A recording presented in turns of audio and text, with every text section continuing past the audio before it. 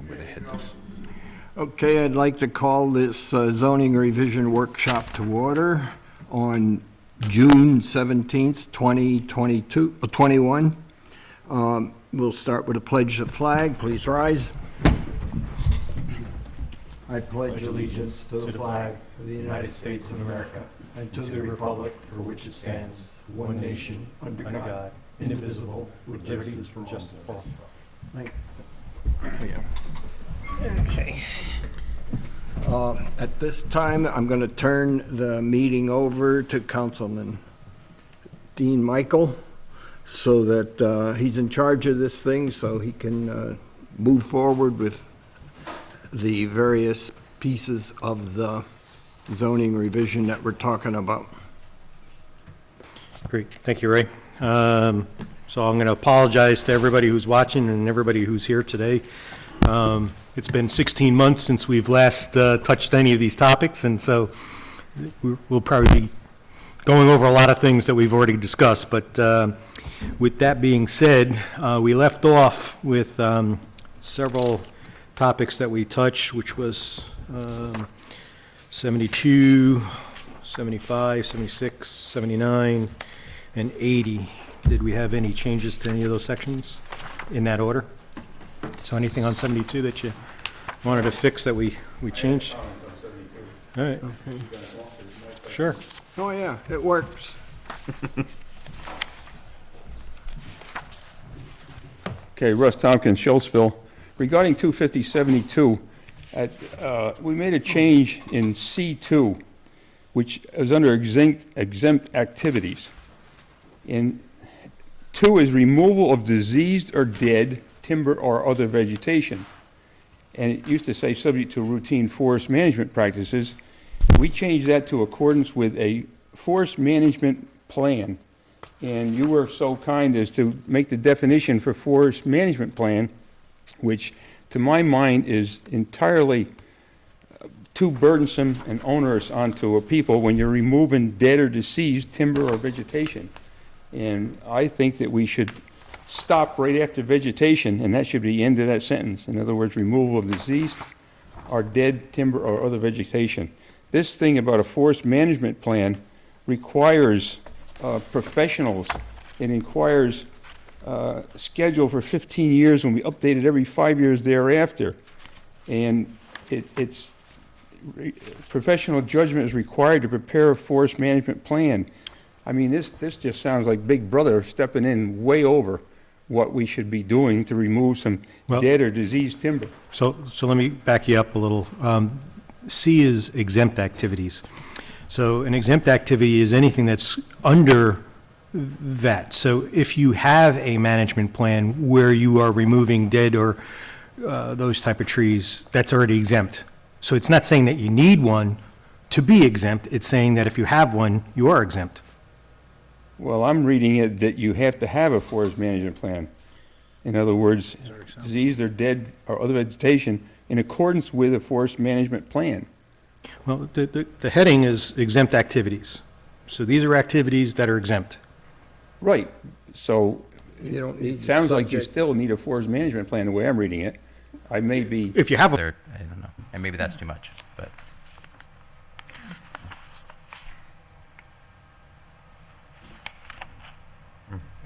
I don't know. Then you get into grass and all Yeah, that kind of yeah, and maybe trees and is ivy, enough. poison vines and... All right, thank you.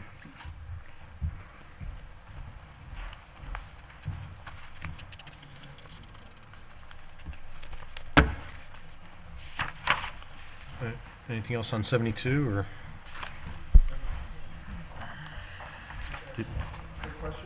Yeah, You say it's a 50-acre, I think that's what the, I That's wonder, what it is. should that be in the definition? Because I didn't see 50 acres anywhere. well, that's, that you to, No? for you to get the tax exemption is up to New York State and the DEC. We don't approve it. So it's just saying that if you have it, and then you're fine. But because it's a number that could change, I don't know if we really want to put it in there. Oh, I see, okay. I'd Yeah. rather leave it to the state. Okay. all right. So reference the state, I even put the state website on there. It's administered by the Yeah, assessor's okay, office. all right, that's fine.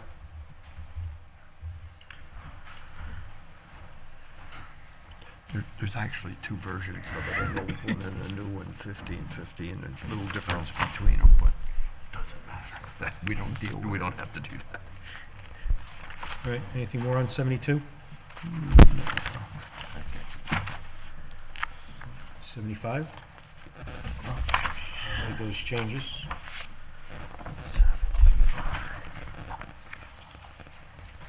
Or is that the one that we were waiting for We're waiting for Ryan Ryan, right? to, We had several was things that- here. so I sent, Did he send it? well, I sent you all Ian's No. Okay. comments. That's all I did as far as that goes. Yeah, I'm just trying to separate out. But I don't know if we want to wait for Ian. Oh, here we or are, if 75. We want to just This is act on this it. one here, too. It's 81. This is 81, okay. I think you're asking about 75 now, right, Dean? Yes. Yeah. Those that don't know me, Russ Tompkins, Shellsville. Probably everybody's tired of me by now. Yeah. But I was trying to figure out, I've got the copy of the proposed harmonization of parts C and D here, and I was trying to figure out why it was necessary, but I did see somewheres in here where the permit for, I think, a farm stand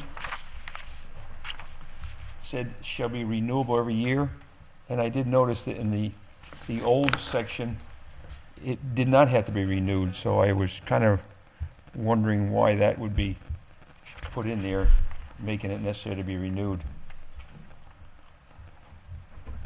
I don't have it right in front of me here, but I remember somewheres in it, it had to be renewed every year, and the old thing said it was not necessary to be renewed, but it could be stopped, obviously, if there was a problem with it.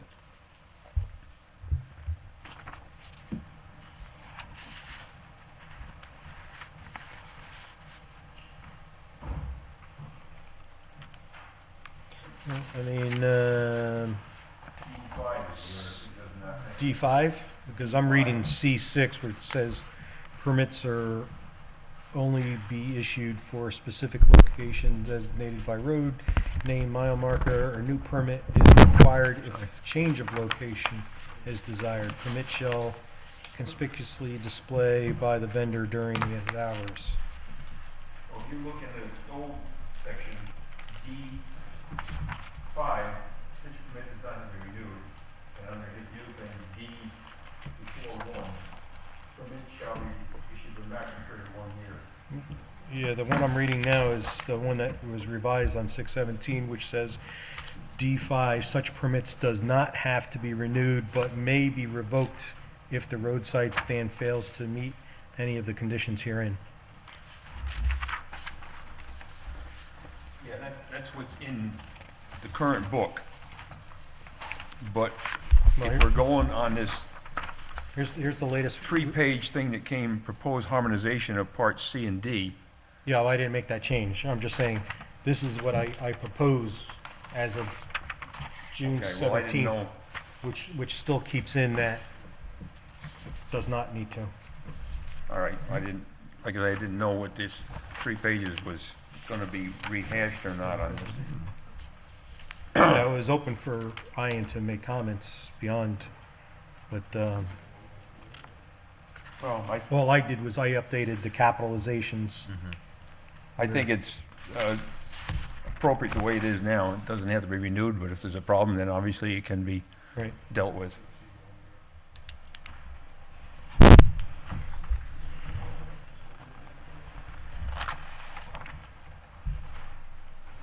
So I don't know do we want to address any of the things? Do we want to keep it the way I just made the final changes, or? I'm fine with it.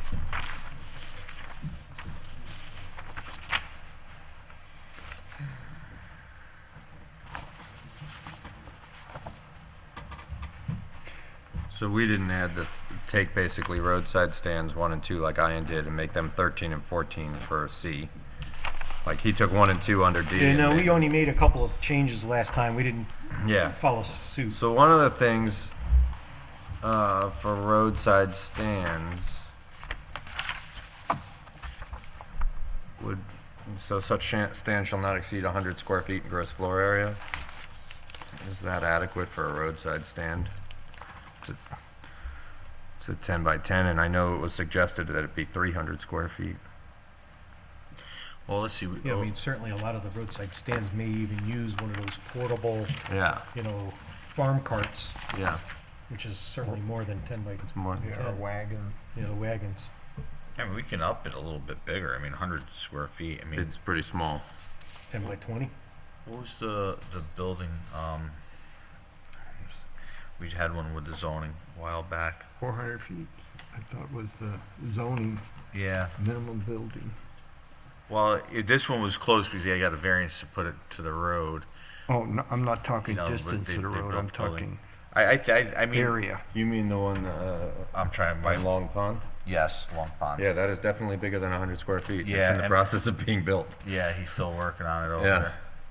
I'm trying to. It's 20 by 20. I think it's 400 square feet on the main in the inside, the one part, and then he has a room where has access to for like a freezer or stuff, keeping stuff.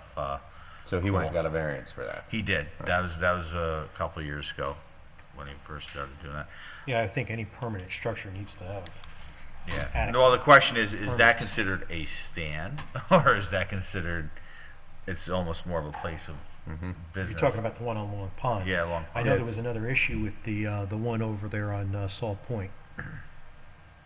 The dingy farm there, Yeah, I don't remember that one. I do remember something, but I'm not. right next to Myers, that Yeah. 20-acre parcel. They put a stand next to the road. Because a stand is more of like a portable, Yeah, I always look at a stand as a portable, a something. seasonal portable. Seasonal portable. If it's a fixed structure, maybe do we have to address, because I guess it could be a roadside stand, or is that more of a fixed operating business if it's in a building? Yeah, a lot of them are fixed buildings, Fixed, yeah. foundations, poles in the ground, and Yeah. all that kind of stuff. It's not a chattel property that you can move around. So if that's the case, that we're figuring that they're kind of both in there, then, 100 square feet might be a little low. It's a little tight. I mean, Little tight. anybody can go and get a variance, obviously, but it seems a little tight. We'd be asking for a lot of people to come and ask for variances. Well, I think anything that deals with ag markets would be kind of exempt in a sense, but I'm just trying to read where'd you see the 10 by 10? Well, it says on D1, it just says shall not exceed 100 square feet in gross floor area. Yeah. Even Ian suggested 400 square No, feet. 300. Oh, he Well, did. on this Yeah, one and here. then on another one, it says No. structures, stands, motor vehicles, or other facilities using vending shall not exceed 400. But then on 13, Yeah, he said 412 300. rather, it's 400. Yeah. So, how many numbers are we going to have? Well, I think we can change that 100 to something a little larger and be happy with it. Jeff is here. And make them all the same. They should all be the same, Well, what's the, I think. Structures, stands, motor vehicles, or other facilities used for vending shall not exceed 400. That gross, Going to the, keeping and that it all keeps same. it the same as 12. but that's, you see, so 12 there, isn't it? It's not even in, that was Ian's suggestions. It's not, Ian- it's not in what Dean has proposed. Okay, well,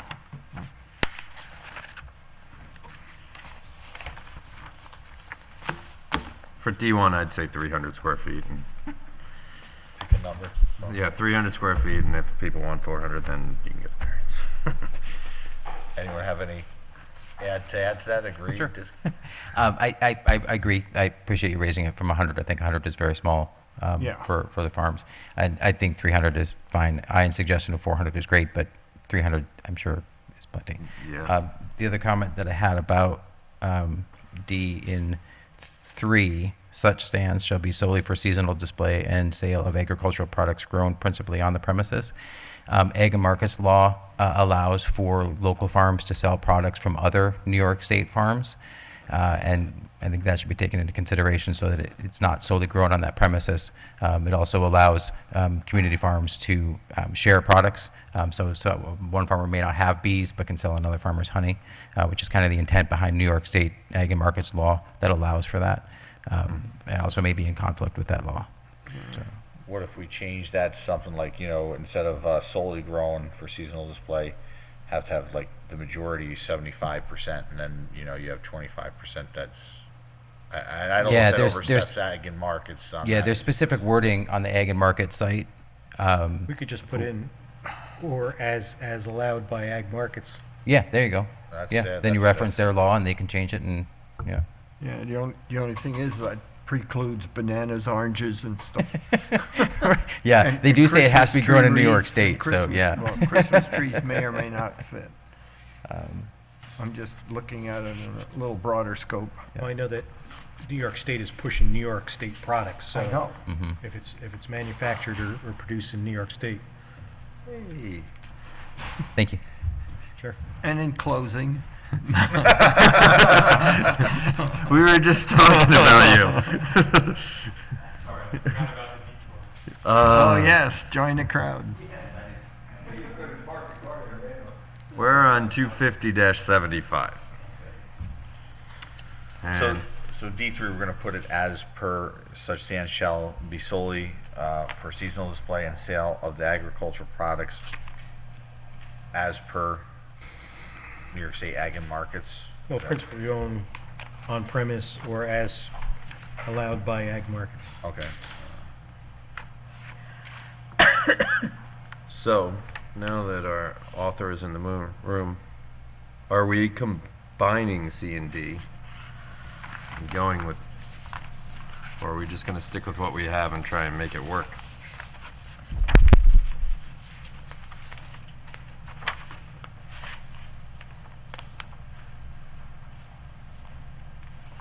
Basically, the combination of C and D was because we thought vendors, solicitors, peddlers in C and roadside stands in D were basically similar.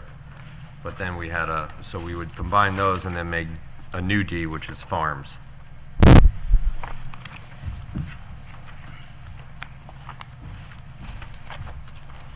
Which obviously will take a lot more work than what we just talked about. What if roadside stand was changed to farm stand? Well, we are going now more, if we're saying allowed by Ag and Markets. And reading D, that seems to be the original intent, that this would apply to farms, and I think that was Ian's reason for splitting them out, and you also separate that section D applies to farms. It seems that may take care of a lot of that. So, one question that I had as a general question to this section, and I know that there's a separate section dealing with yard sales, but do we need to reference that in here so that it's clear that this does not apply to a garage sale or a yard sale? I forget the section. I'll tell you in a second. Yard sales is section 250-79. Well, that's next, so. Oh, is it? Okay. Just curious if we need in this section to reference 79. So Where it's would you clear. put it? Sorry? Where would you put it?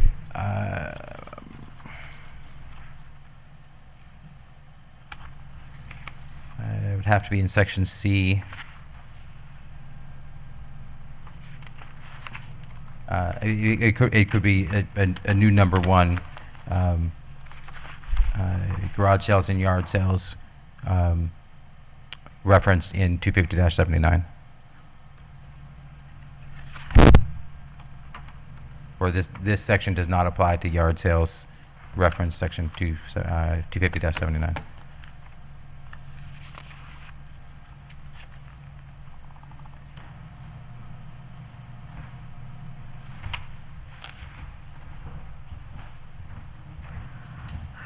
Hi, Ian Schrank, Fiddler's Bridge Road. I understand the yard sale exception, but in looking at, I hadn't thought of it, in looking at the definition of yard sale, it's any sales of goods indoor, outdoor.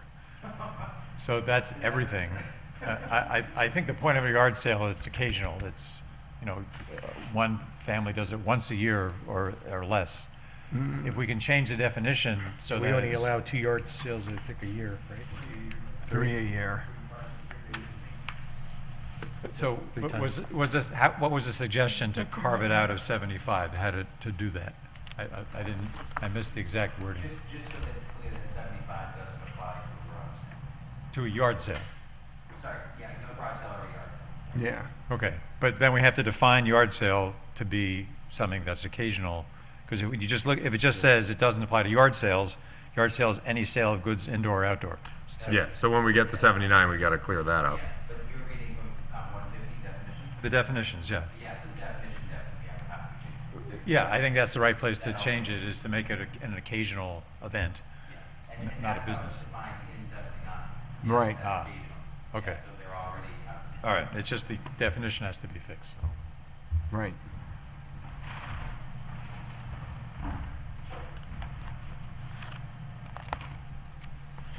All right, anything more on 75 as far as, and then also, do we want to change the heading of D to farm stand instead of your roadside stand?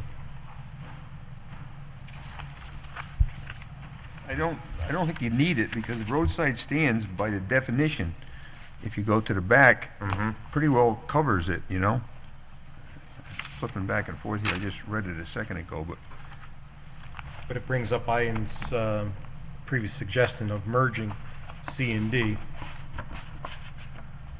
yeah, but I think the definition covers that. Any structure or vehicle whose principal use is to display and sell produce and/or farm products, and which uses proximity to roadway to attract potential customers.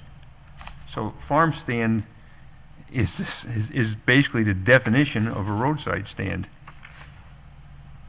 It's just a matter of semantics, what word you're using, but if you look at the definition, it, in my mind, is produce or farm products, so it's a farm stand. And not making the change to farm stand, that means you don't change the definition. All right, so are we good for 75? Going once? Twice. We did not combine C and D. No. No. No, basically, so under D1, we changed it to, I believe, such stand shall not exceed 300 square feet, which is what you had suggested.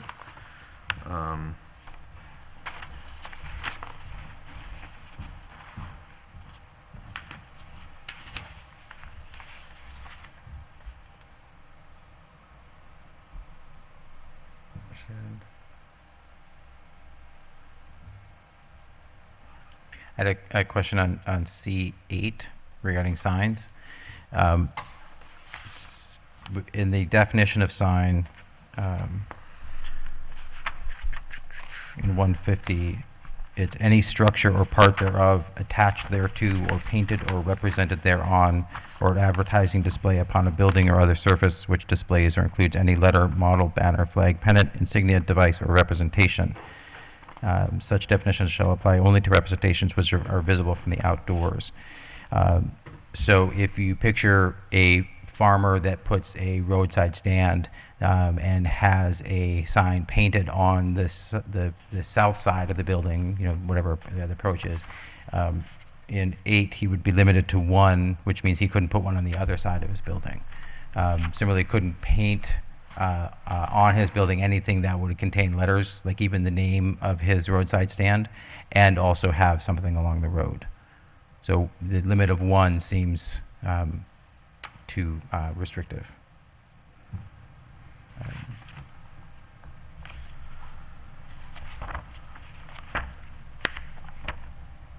But there should be some restriction, because you don't want to see that 12 signs along the road leading up to the farm side stand. Like Burma shave signs? Sorry? You don't like Burma shave signs? I do like them. That's why I want there to be more than one. Exactly. That's another one.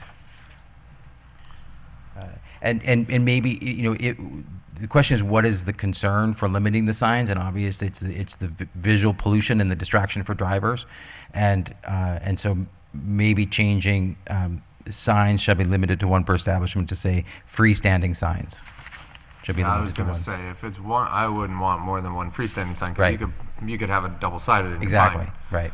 I Right. can see your point painting on the side of a building, but Yeah.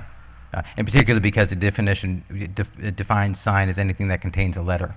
So again, even the farmer's name painted on the building would qualify that as a sign. so the second sentence would say freestanding sign, so we Right. limited to one per establishment? Right.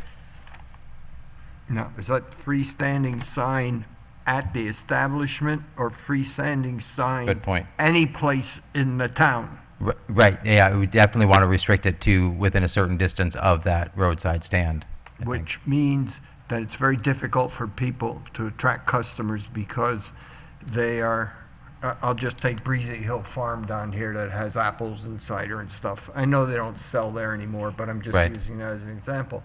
If they put one at the end of their property, they're not getting any visibility other than the few people that go on that road. But if they Sure. put it down by the blinking light at Hollow Road, say they got permission and all that good stuff, that would attract more people up to them. Or if they put one up at the Schultzville store area, okay? Right. So, I mean, this has always been a contention that, yeah, we let the business, but we can't advertise the business. Yeah, that's a really good point. Yeah. Yeah. I mean, we either are trying to encourage or we're trying not to encourage. And one sign is like lost in the roadway fog or whatever. Yeah. It's not visible. Yeah, yeah. I mean- And the whole point is to bring customers to the farmer's product. And make So- it profitable so he Right. stays there Right. and preserves the earth. Right. Is there a limit in 70, 250, 70, of how many signs a person can have? Because that's what it says, is are permitted except in accordance with 250-70, so. Say 250.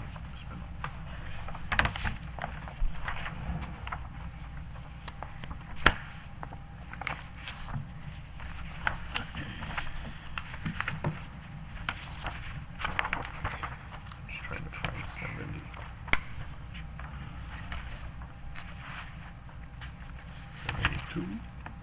In the Location of definition, signs shall be in dis- C, it says each sign shall pertain to a 70. use that is conducted on the same property on which the sign is located, except for signs not to exceed square feet identifying religious or service organizations. What one is that? Section C1, 25070.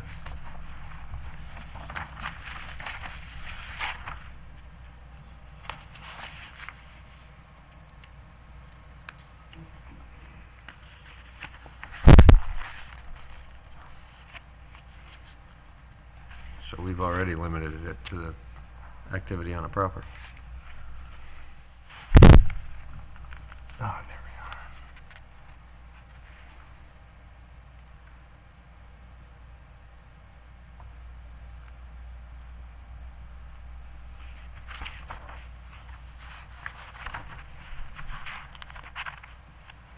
are.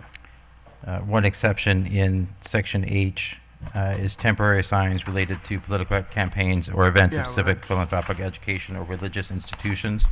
Possibly farms could be added to that section.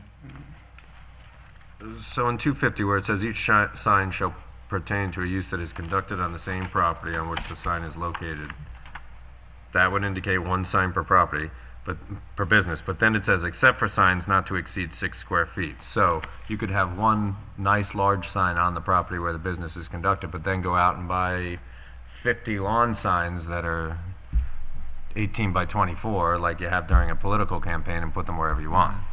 Right, right. And so we may want to add, that applies only to religious or service organizations. But if you add farms there, that would cover the roadside stand issue as well. That's always been a dilemma over the years. Sure. 6 square feet only applies to those. Mm-hmm. That's all signs. Right.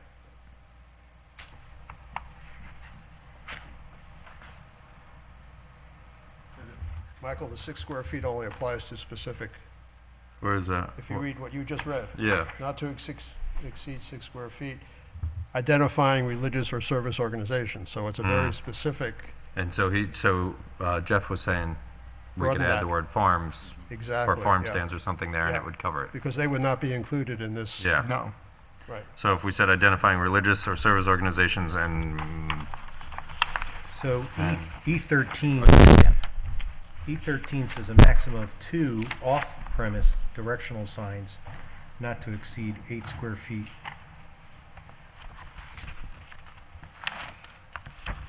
So where was that, Dean?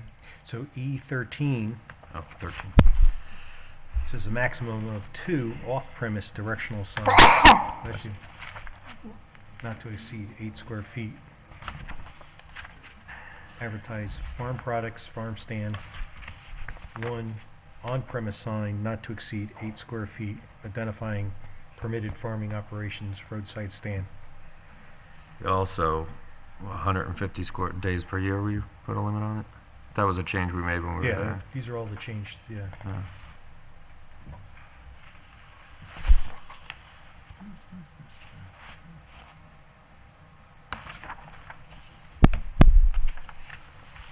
So if you're a farm stand, you can have 1 sign on your property, In 2 not directions. exceeding 8 square feet, and then 2 others, not exceeding 8 square feet.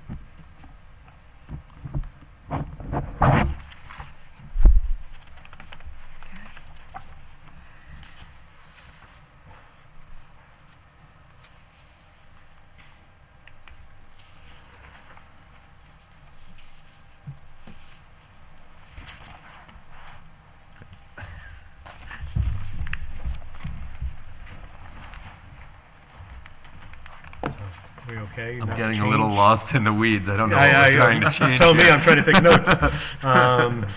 That's why I end up having to go back and rewatch the video to Yeah. see where I got lost. So the only change I have would be to add freestanding signs, or add freestanding in front of signs. Is that still the only thing that we were changing?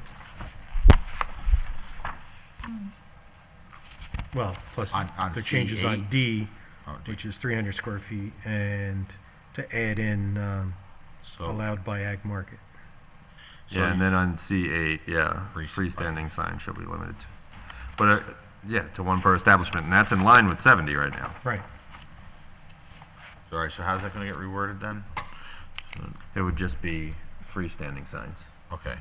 I think we're all making the mud puddle muddier, but Yep. in roadside stands where it says,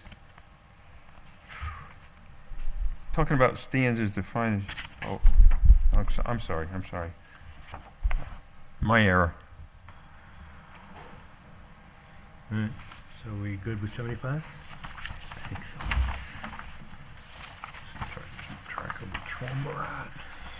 71, 73, 75. That's 75. Okay. 79?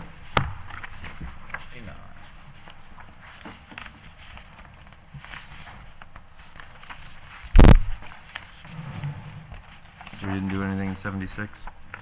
Oh, had something about when definitions are fixed.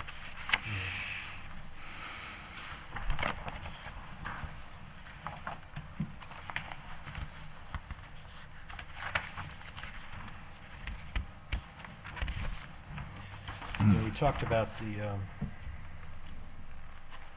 mother daughters and everything else as far as that goes. And I did send out everybody the Echo. ECHO Yeah. Yeah, definitions from Mylan that they have. So that's on Mylan code. and that would be a different section anyway if we passed it, I imagine. Yeah. Or would we just add it to this?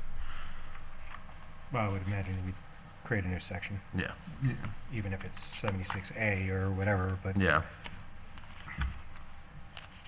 I don't know what my note means. It says come back when definitions are fixed. I don't know, I don't know what we're, I don't Well, know we're what. gonna do all the definitions at one time, which will drive us crazy. Okay.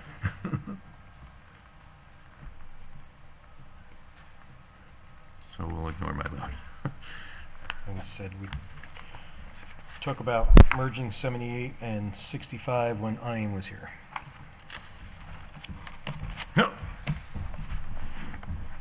Yeah, when I looked at 65 and 78, as I explained in my email of many months ago, there are the two different types of ponds. I don't understand why we have different standards for two different types of ponds. A pond is basically a pond, and I thought they should be combined. They substantially overlap anyway.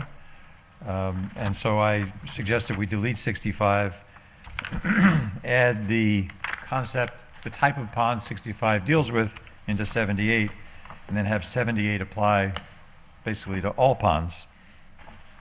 And then I suggested a change to subclause 4 of 78F, which I have in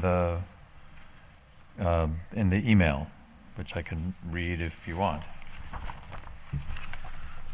Which is really taking a piece of 65 and putting it into 78. So all ponds are treated the same. So what was the thing you added then? Well, I added to the opening paragraph of 78C, I expanded by adding a new clause 1 to include the type of ponds that were described in 65. So now 78 would apply to all the ponds, not just a subset of ponds. And then I'd add the subclause 4 in 78F, which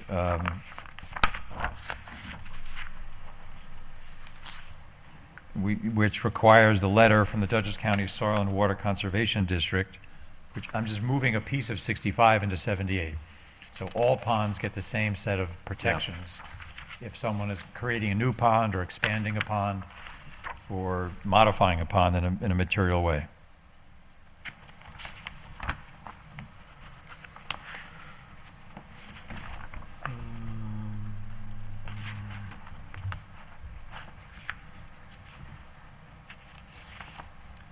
Well, if a pond's less than half an acre, our water law does not cover it.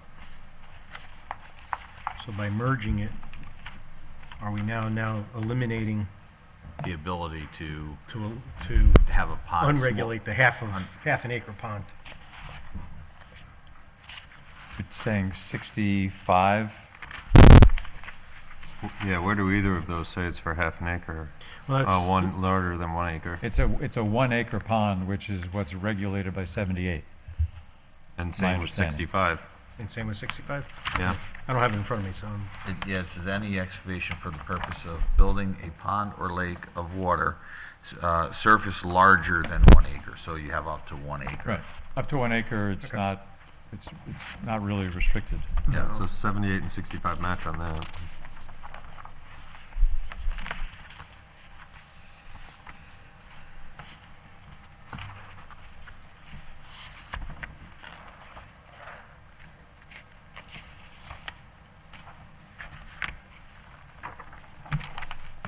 Do you have all the changes that Ian had made, Dean? I know I have them somewhere, but And I can I resend might them to you. have left them in my office. Yeah, if you would just resend it to me, just in case I don't have it, but Yep. I should have it somewhere. But are we all okay with that? I think anytime we can eliminate a section and make it part of another, it's fine with me. Okay. Especially if they're pretty much identical. Okay.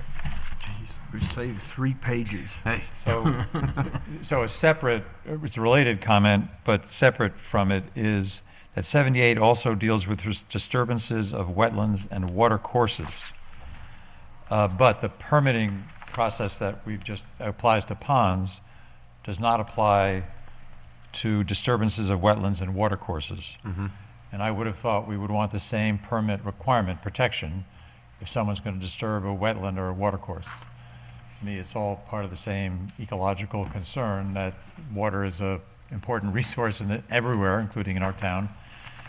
We should have the same permitting process if someone's going to disturb that stuff.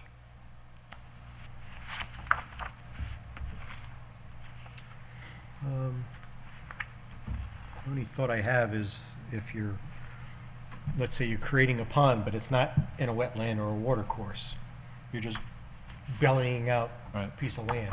Digging a hole in the middle of nowhere. digging a hole in the middle of it, Right. other than draining your neighbor's well Yeah, to fill it. Yeah. But if you were gonna just do it naturally, you're really not causing any environmental impact. impact. Right, but that's a pond. I'm now talking about water courses and wetlands, which are different from ponds. And pond Right. obviously is a standing, we all know what a pond is, right? Right, but what But a I'm water saying- course is like a creek, and wetland is a marshy area that may dry up from Well, time wouldn't to you need a time. wetland permit anyway? Yeah. That From would DEC. kind of, if you're touching the wetland, you're gonna have to get a permit for that, and that's gonna go through a separate review. Well, I know process. there's federal wetlands, there's state Yep. wetlands. I don't know all those rules. I would just think we should, I mean, if a federal permit is needed, not all wetlands are federally protected. I mean, I have wetlands on my property. Most of them are not federally protected or state, but they're wetlands. Yeah, And it's over a certain, it's hectares, 14 acres is generally the size for state, New York State, I thought it was 12. or 12, yeah, it's in that size. And the federal one are postage stamps, they could be 3 by 4 feet. I've seen maps with them on, and it looks like a leopard. And there's no water there. I don't know how they judge it, other than plants. And that's typically what I they mean, we've use. been through this conversation as far as trying to list things, and, it's always referenced back to, parcel access, because they are listed on parcel access as to where they are and where, if they're federal or state, it's listed on there, rather than the town trying to make Well, those determinations. It would, I guess I don't know the federal and state rules, so I don't know whether if you disturb any federal or state wetland, you need a permit. If it does, then I guess I'm okay. But wetlands are precious areas, as Well, I'm we sure we you took all- it down, when we wrote the water law 10 years ago, we took it down from that 12-acre state DEC to a town local wetland water, law. Right. Down to that 1 acre, half-acre. So does it require a permit? So So it doesn't require a permit. in some other section, because it's not required in No, it's here. in that wetland town code. Okay, I was unaware of that, then I guess I'm okay. Okay, thank you. I may have just missed this, so please tell me to sit back down. But in 250-65, the primary difference is that 65 is related to creating a pond or lake, and 78 is related to development of existing wetlands, watercourses, lakes, ponds, and floodplains. So if they get incorporated, it seems there needs to be a change, and maybe you covered this and I didn't see it, but a change to allow for the creation of a pond or a lake. Because we would lose that by eliminating 65. Unless we make that part of the incorporation. I agree, the more we can protect waterways, the better, and I think combining 65 into 78 does that, as long as it also covers new lakes. Because somebody can dig a pond on their property, and it may have little impact, but if they do that in an unknown wetland, for example, it could impact that wetland and dry it out and change the habitat of the environment. That's just one example. So combining the two, that's my one statement about it, is that 78 then should allow for the creation of new ponds or lakes.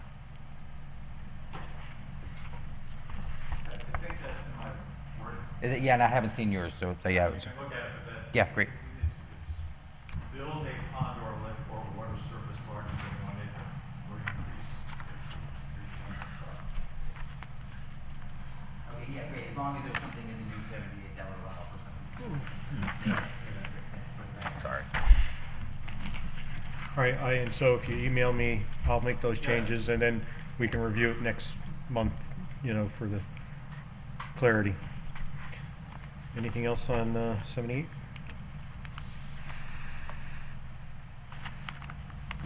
How about 79?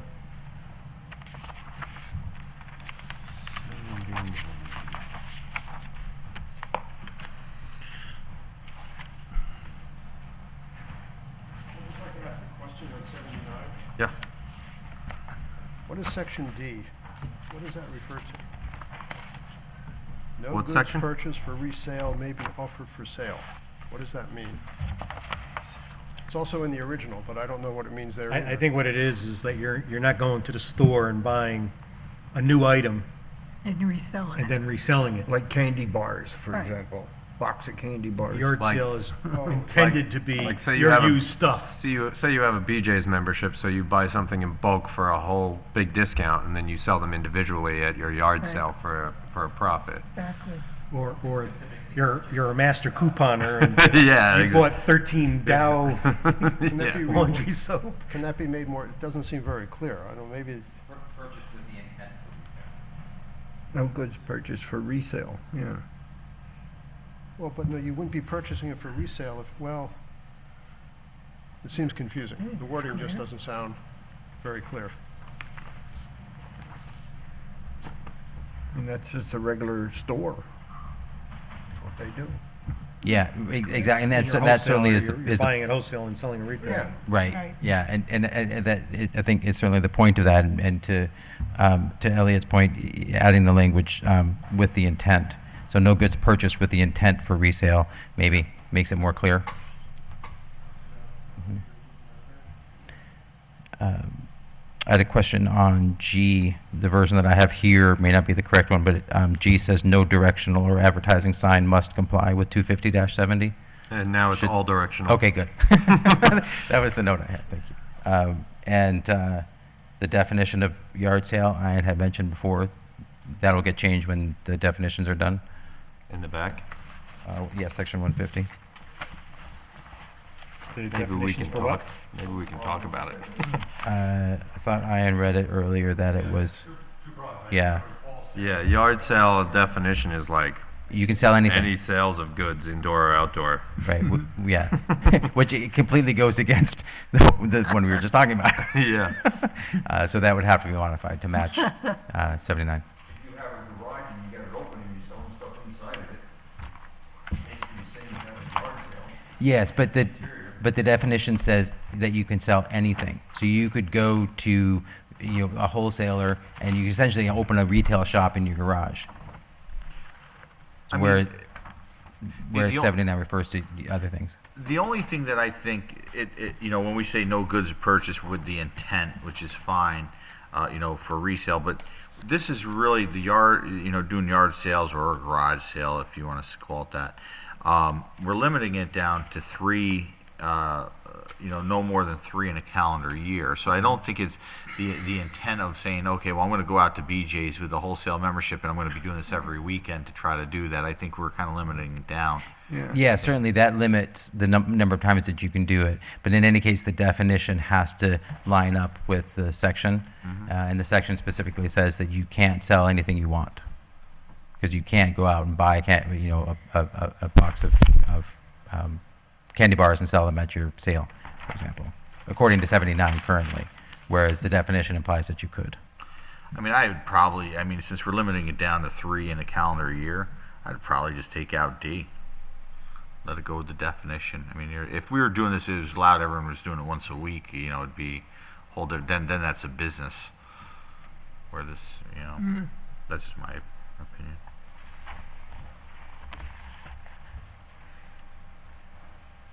It applies to bananas and oranges too. I'm just, Well, if you went down, you were having a yard sale, and then you went over to a local farm stand and Yeah. says, well, I'm going to help sell, why they're coming here to promote your farm in the area. I guess that'd be the same thing. You have the intent, but I don't know how often that would happen. But maybe. We can also be honest, and how many times is the CEO stopping at yard sales, checking to make sure they're, I think where it came that's from, what I'm saying. where it came from. Did you say no goods purchased All right, for the John, your new sole job, go use drive of around. resale?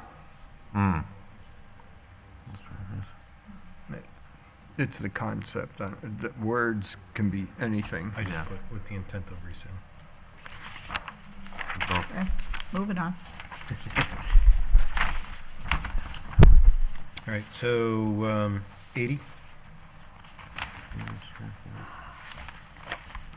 80? That's exactly what we said, yeah.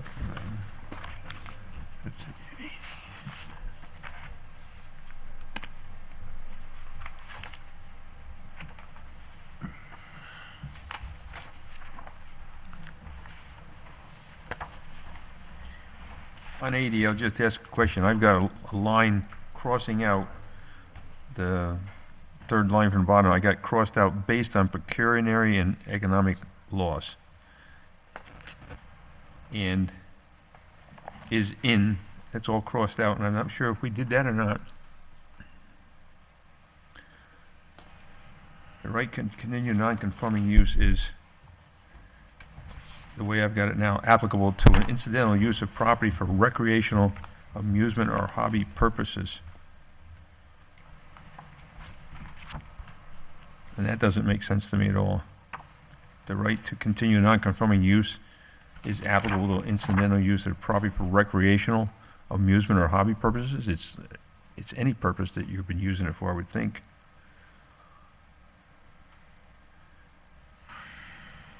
So that We went basically, round and round about that, Russ, but. that whole last sentence kind of.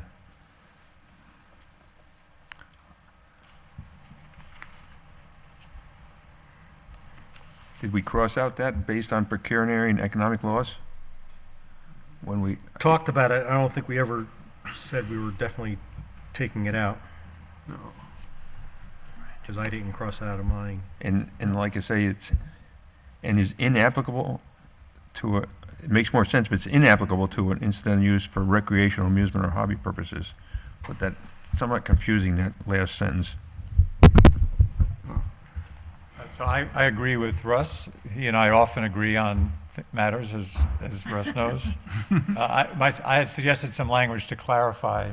I think I had the same problem that Russ did.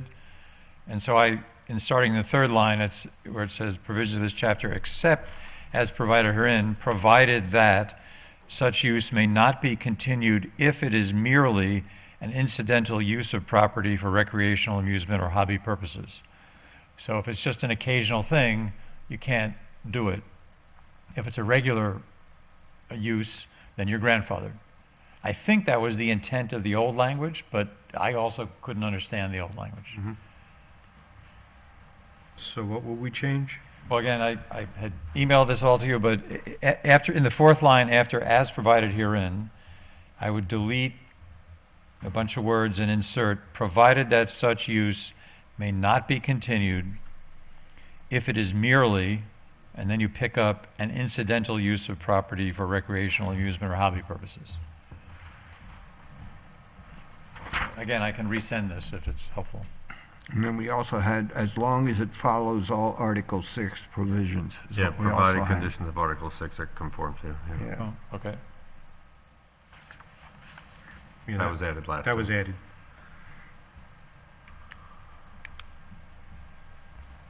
I think that sounds, I can't see how you can block out anything. If you used it before, I don't think you should be able to say you can't use it for recreational, amusement, or hobby purposes. It's like, it was there, it was there. Well, we make things non-conforming for a reason, for safety, security, whatever, protecting the town. And I think that was the intent of the old language. In other words, I don't think I'm changing the substance.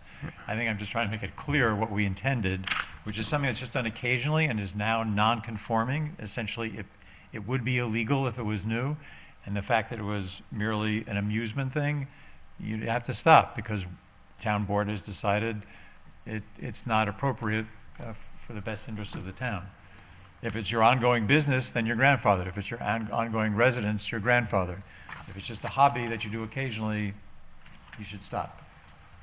That's at least my view. I think in our last discussion about the example was brought up of somebody who purchases a property that has a non-conforming building by setback, for example, and imagine a guy that's a woodworker and has a hobby shop in his barn that's too close to the road. Written as is, he would lose that non-conforming use and wouldn't be allowed to do that hobby in his pre-existing non-conforming barn. And the note that I had from our last change was to eliminate based on pecuniary and economic losses and actually make the law apply to recreational, amusement, or hobby purposes, provided all of Article 6 is followed. was the part that was added. The point is, and it says this specifically, the intent of this article is to limit by not increasing non-conforming uses and to eliminate such uses as speedily as possible. And I think that's a really good thing, because the whole point here is to continue to protect the town. But what do you do with those pre-existing non-conforming buildings, for example? And there are a lot of them. And people buy property in the town because of the character. So is there a way to protect that and encourage the restoration or use of those buildings? I think that's what I remember from our conversation. The other question I have is, we have a lot of non-conforming lots that were subdivided in the 60s and early 70s and stuff, when we had a different zoning region, and they were down at 1 acre and 3 acres. Now they're 5 acres. So by today's standard, they're non-conforming. And as long as people could take those lands and get a building permit with the proper septic field, well, and setbacks, they could do things. There are certain places, like over in the Silver Lake area, where they were made for cabins, which are something like 100 by 200 feet. You can't do anything with the land because the sewer and well situation precludes where you can do anything. You can't, if you can't put a well and a sewer on the property, putting a house doesn't work, because what do you do with that stuff, or where do you get the water? So it's always been a touchy issue that we've had to deal with over the years. But, you know, if they can make the property, say it's 1 acre zone in a 5 acre zone today, but was years ago, that's available to put a house on. It's got to meet, you know, minimum square feet and all that other stuff, and the setbacks and stuff. And if it fits, fine, but there are places like over at Silver Lake where you can't build on them just because of all the constraints of everybody around them who built out faster than they did. And some of them are actually just vacant lots there, and they're so designated, and building inspectors gives them a letter, which is given to the assessors, saying they're unbuildable lots, and gives them a little tax relief. But it can be anything. So are we changing the revised? I just didn't want to preclude the use in that kind of a context, because that is not talking about recreational amusement or hobby. Well, that's why we changed to say, non-conforming use is applicable to an incidental use of the property for recreational amusement or hobby purposes, provided it follows all of the provisions of Article 6. So basically, if it is a recreational amusement or hobby purpose, you can continue to do it as long as you follow all of Article 6. That's what it says to me. But if you want to build a new house, Well, building a new house, you would have to Something new comply. is something totally different, because that's Well- not pre-existing non-conforming. well, all I'm saying is the land was non-conforming because it's 1 acre in a 5 acre Well, zone. that you get a variance for. And then you don't get a variance for I mean, it. I don't It really- exists. It's hard when we try to write zoning code, like, you know, well, what if somebody wants to do something No, that's no. outside of the, Well, we go through this. Yeah, I know. We've gone through this quite a few times. This is not new.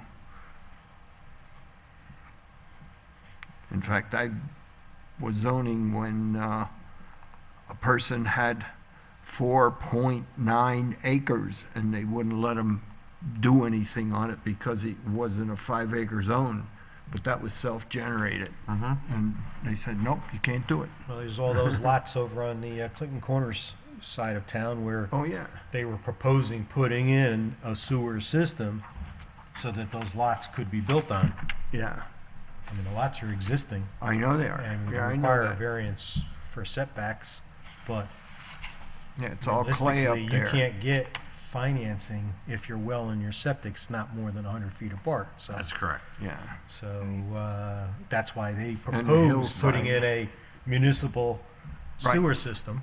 You know, a lot of municipalities right now, you know, like town of Poughkeepsie, they don't want to see any wells. So what they'll say, if you're doing a developer coming in, you got to provide a sewer plant And a water and a water plant. Then once, depending on the size of the development, and then the developer's responsible for the cost. And then once everything's sold out, they give it to the town. Well, the town that go to the town on there. So I mean that's a way, if someone came in to do cluster zoning here and they wanted to do something like that, you know, we can address that at a point to do that. Then that kind of precludes the issue of having the well issues and the extra contaminated, then it's all going to a general area that's designed for it. Also, the last time that we covered this, in 80, refers to the lawful use of any land, building, or structure. It does not mention lot. It mentions land, but not specifically a defined lot. And we had also discussed removing then 250-82, where it refers to non-conforming lots within this Article 5, and referring to 250-18, which refers to existing lots of record. And that answers what you were saying, Ray, that under 250-18, nothing contained herein shall prohibit the use of an existing lot of record as defined in Article 8 of this chapter of less than the prescribed lot area, lot width, or lot frontage for the district in which it is located, provided that, and it has some provisions, one of which being that you can do a single dwelling unit.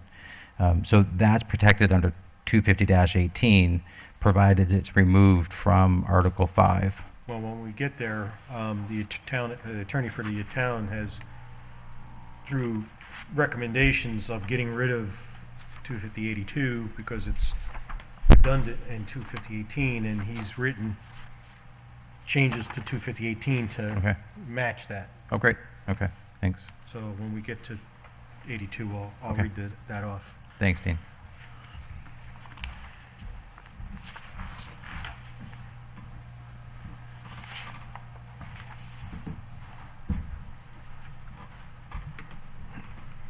So, now that I'm lost, are we changing anything here? Are we adding the language that Ian had mentioned? Are we going back and changing the things that we had already made changes for? To me, it seems that what Ian was saying, if you take into account what we've did last time, they're very similar. That's what I thought we Yeah. said. Yeah, so I'm okay with what we did last time, Okay. but whatever everybody else. Yeah, no, I'm fine with the way we did last time too. So that brings us to 81. Shane had notes on that.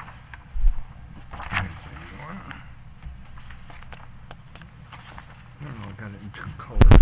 One was red and one was not red. Both the same time. Well, at least I put the date on there, on the bottom for you, Ray. Yeah.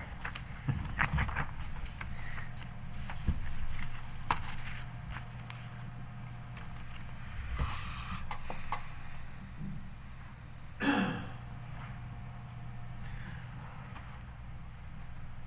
think they're both the same.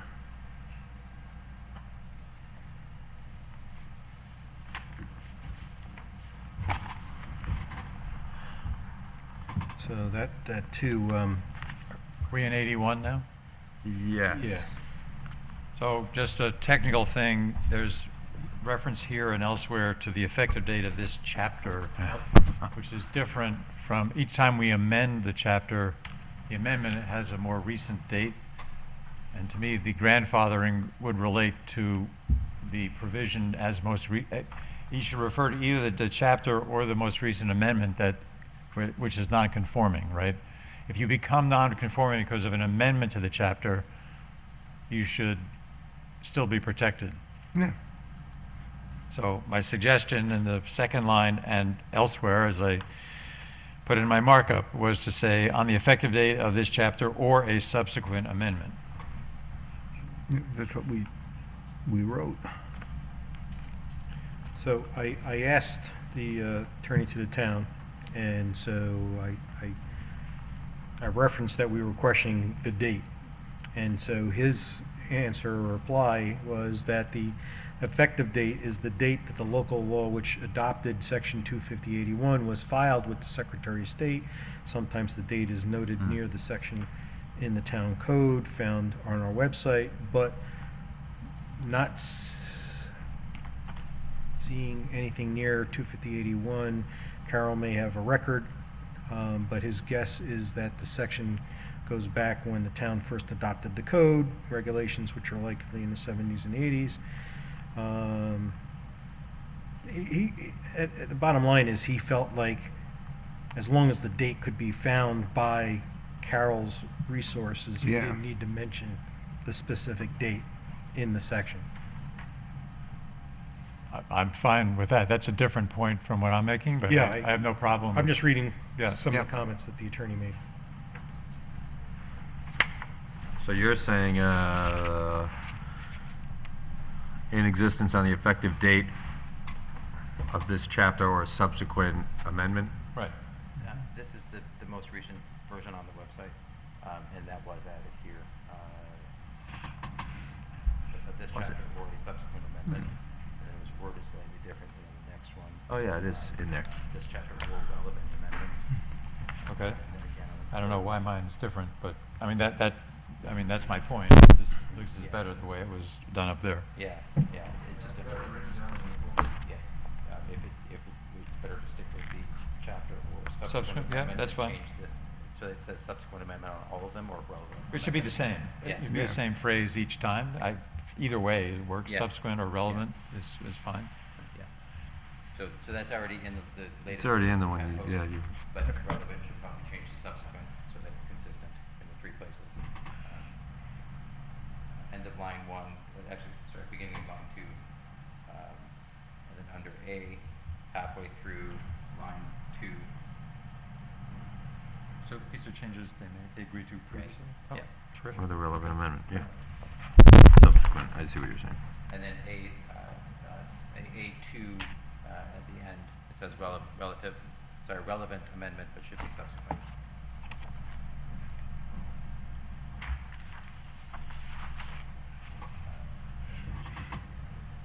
Reasonable hardships notwithstanding. So that, Ray had brought up, code, for example, causes you to shut down, but you should.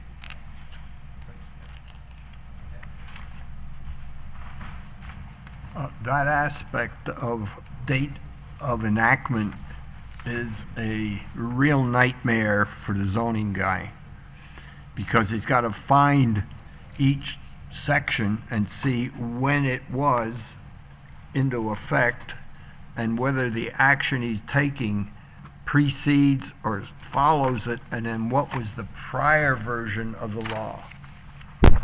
So, you know, in the old days, most of the time, we would do a total revision and issue a whole new document, so you had the whole thing in one book. More recently, we're doing it in pieces, so this section may change, another section may not change and stuff, so there's no common date throughout the whole book anymore. So it becomes a challenge to really research them back and understand what was in effect. It's the same problem, not quite the same problem, with the building code. Every year they're issuing a new building code just about. Lately, yeah. And you got to look and see if they complied with the right year's worth of building code, because sometimes one says copper pipe and the other says plastic pipe. That's right. And you can go crazy trying to do it. So it's really tricky to do it, even though it looks simple here with writing a few words. In the actual researching to find the answer of what is allowed or not allowed is tricky. So I just make that comment.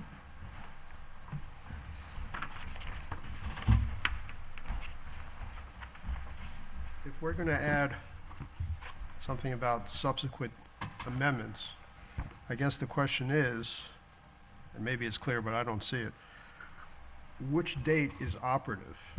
Is it the most recent date or the original date of filing? The date in which the action was incurred, in other words, If the house was built prior to zoning, or it would not be even, prior. yeah, but If not, it was built subsequent to But- maybe the last change, yeah, after, no, because you may have changed the setbacks over the years. Well, exactly, so which one would apply? The time in which it was built, Time in which, not amended, but built, when it was built, it was built. yeah.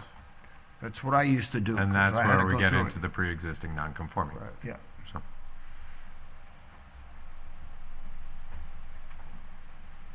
Well, why not simply say that, rather than what's here? That would be more clear, would it not?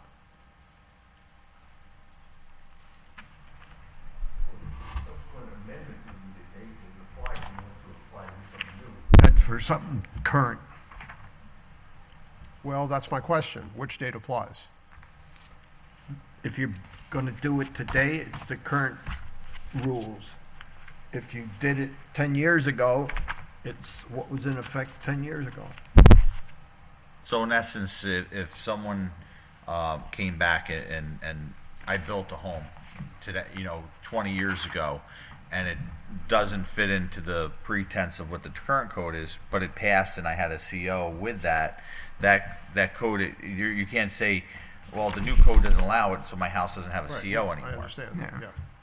But anything you want to do now is based on now. The latest you wanted to versions change of the documents. use of that home now or Then whatever. then it kind of changes with the Yeah. time, yes. Then Yeah. you're kind of bringing it back up to the current code.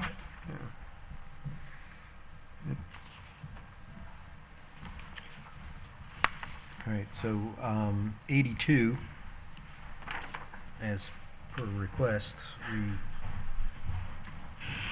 we just referenced 25018. Why do we need 82? We're not, 82's coming out? yes. Oh. We're just going to reference 18. And then 18, Shane made the changes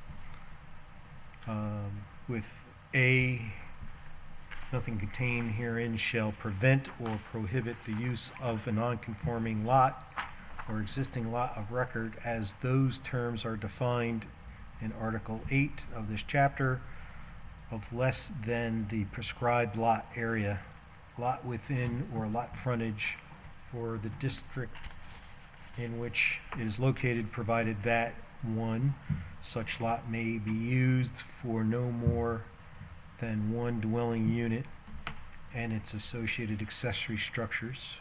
2, such use shall satisfy all applicable requirements of the Town of Clinton Town Code and the Dutchess County Department of Behavior and Community Health. 3, such use shall satisfy the New York State Department of Health and Environmental Conservation for portable water supply and sewage disposal facilities.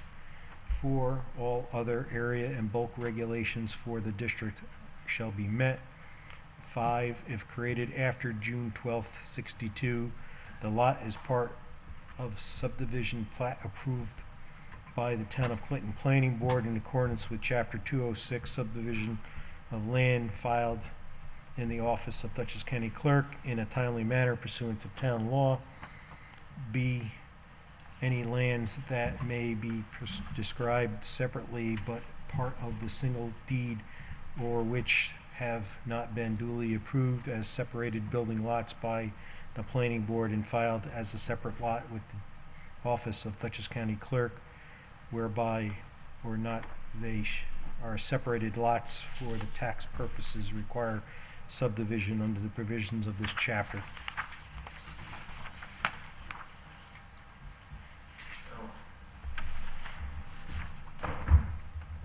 Reading change comment, if I'm following it, we should put in, Commission wants to do away with redundancy, they can eliminate 25082, but section 25018 should be updated include compliance with applicable building codes and other requirements as stated in 25018. Should also add in the term non-conforming. So I would assume in the very first line, it says nothing containing shall permit the use of an existing, and I think non-conforming would be entered there by Shane. He has nothing contained herein shall prevent or prohibit the use of non-conforming lot or existing lot of record. Oh, okay. And then where did he add into here, it says, it should also add, be updated and include compliance with applicable building codes and other requirements. Did you read that? Was that included? Well, it does say that if created after June 12th, 1962, lot is part of the subdivision approval, planning board, chapter 206, subdivision lands, clerk, any lands may be described. It sounds like it includes the wording that he's saying about Well, he wrote this, so. compliance with applicable building codes? The town approved the building code in 62. We did not have zoning in 62. The official zoning, I think, is, it's either 84 or 74, I forget I which. thought it was 74. It's one of those, I just couldn't remember. I think it was approved the first time 72, then No, it the was, third time, blah, blah, it's blah. approved three times, yeah. And 74 was the last time, Was that the last? I just couldn't remember. I don't deal with them anymore. right? So you have that window of time in there where Mhm. a lot of things were going on.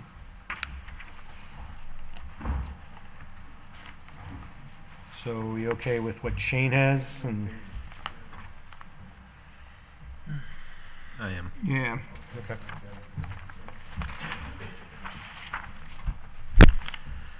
Oh, no, I 83? turned the page. Went too far. 83. I think the only thing that we did was make the capitalizations, right? 83B, it says, "Nothing contained herein shall prohibit the extension of a permitted use to a non-conforming, et cetera." But as I understand it, 81 does limit the use of non-conforming land, buildings, et cetera. So I think 83B should say nothing contained herein other than section 250-81 shall prohibit, et cetera. Because 81 does limit non-conforming uses.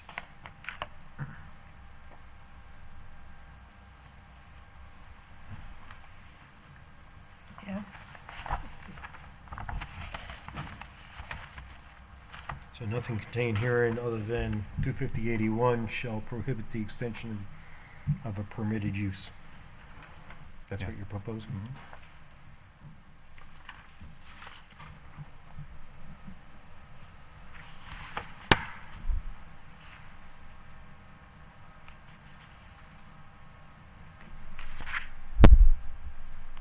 Ian, where's the description in 81? 81 puts limitations on non-conforming uses, right?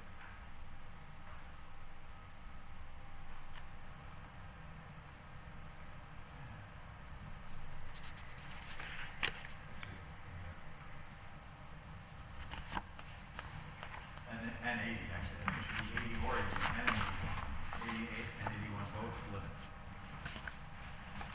Well, 80's general provisions, right? Right, yeah. 80 and 81 both put limitations on non-conforming uses, so 83 should accept 80 and 81.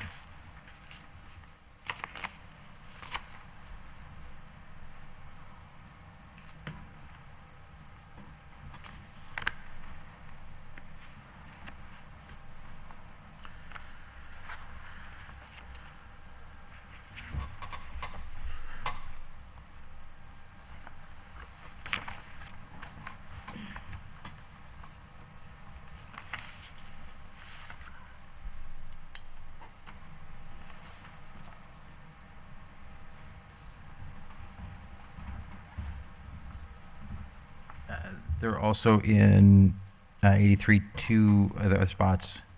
to add the or subsequent amendment phrase in A with provisions of this chapter or subsequent amendment, and at the end of B, effective date of this chapter. I'm sorry, say. For continuity, in the end, end of the second line in section A, it says with provisions of this chapter, we should add or subsequent amendment. You don't actually need it, it's only relevant when you're talking about the date. Okay, so then it would be in B only then? B, I think you're Yeah, right. okay, I don't thanks. think you need it in A. So at the end of B, effective date of this chapter or subsequent amendment.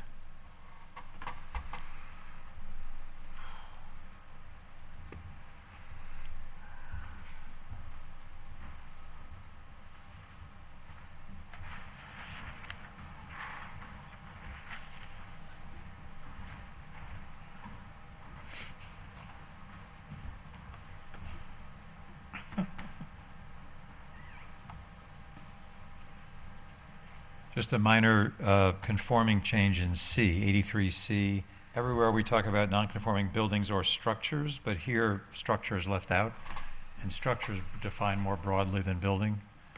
So in C, it should be non-conforming building or structure. And that carries over into 84. Again, we somehow drop structures in 84. Each time you refer to building, we should say or structure. It's in the middle of the paragraph, is Which paragraph? further, C, further any non-conforming building or structure Oh, well, declared. maybe you fixed it last time. I'm sorry. My version, I'm I just suggested reading that, so maybe you the took sheet, that up. the separate sheet, not the book. Well, sorry, it's there twice in C. Once structure is there, and in the second line it wasn't, and I suggested you add structure. Now, maybe you fixed it Yeah. last month when I couldn't Yeah, make it. we added structure Okay, in all there. right, terrific. Thank you.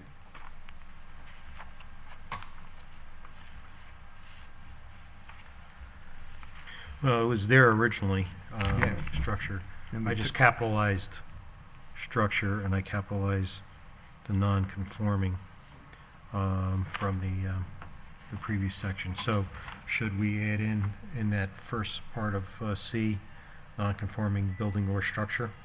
Yeah, I have a version where you did add it. In the first line? Yeah, yes. Non-conforming Oh, building or no, structure. yeah, but that's down in the middle, not the Oh. first line. Yeah, he's saying go up to the first line. Oh, okay. The first line, Or structure provided such action does not increase or create any new nonconformity. So I'll just add that extra structure there.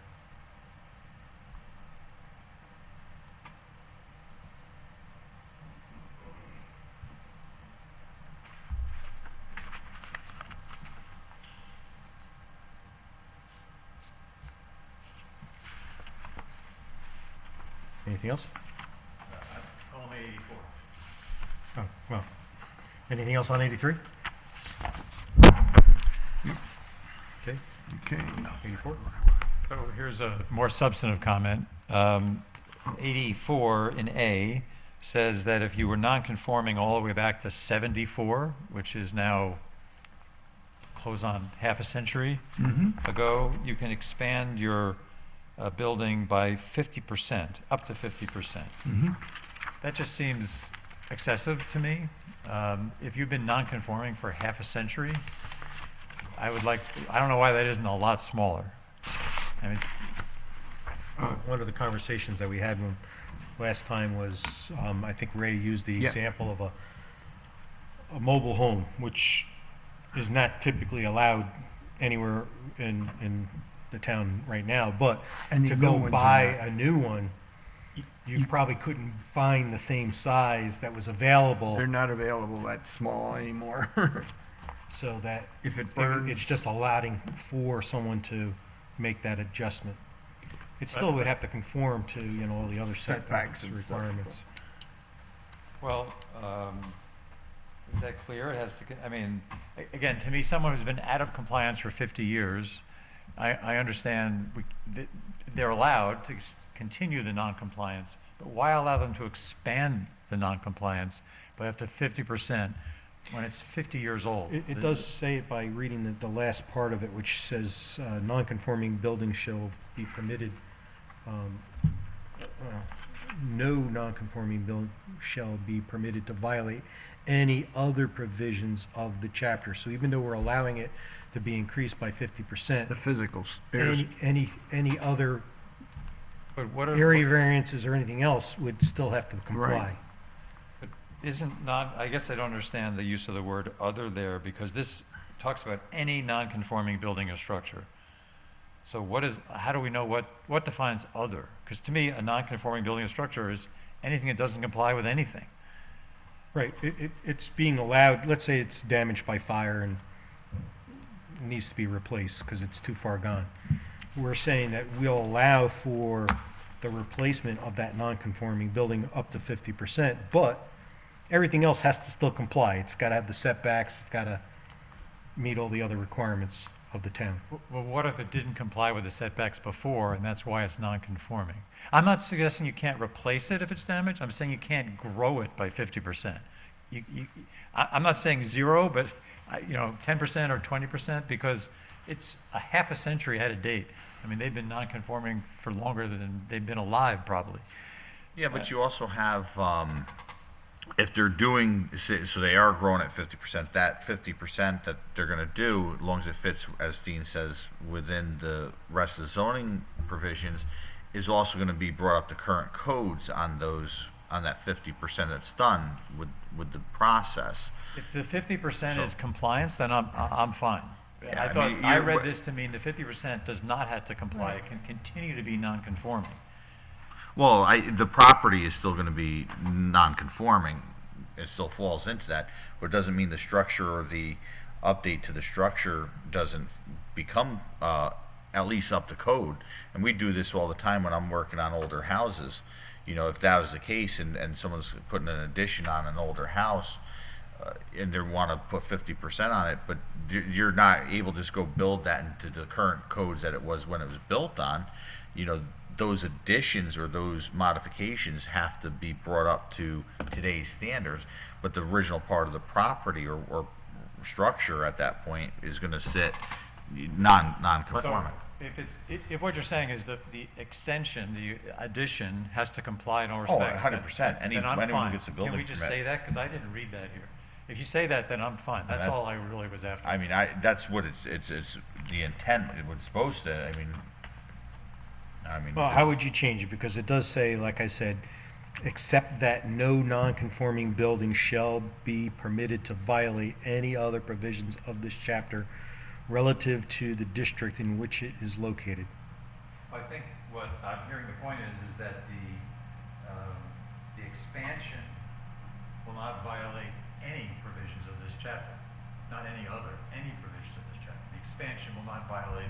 Well, the expansion itself may violate something, but it can't violate, I mean, just, I guess we can kind of play devil's advocate in 1,000 different ways and still miss a few.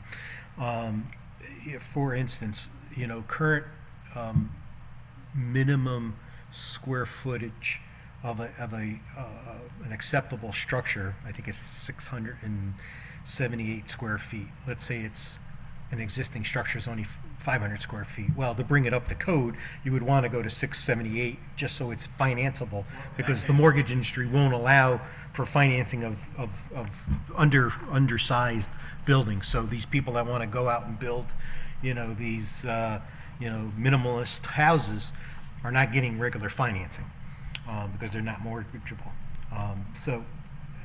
In those cases, that's why you got to allow for someone to expand that. You're bringing it up to code, that's fine. You're taking a non-conforming and making it conforming, that's not a problem.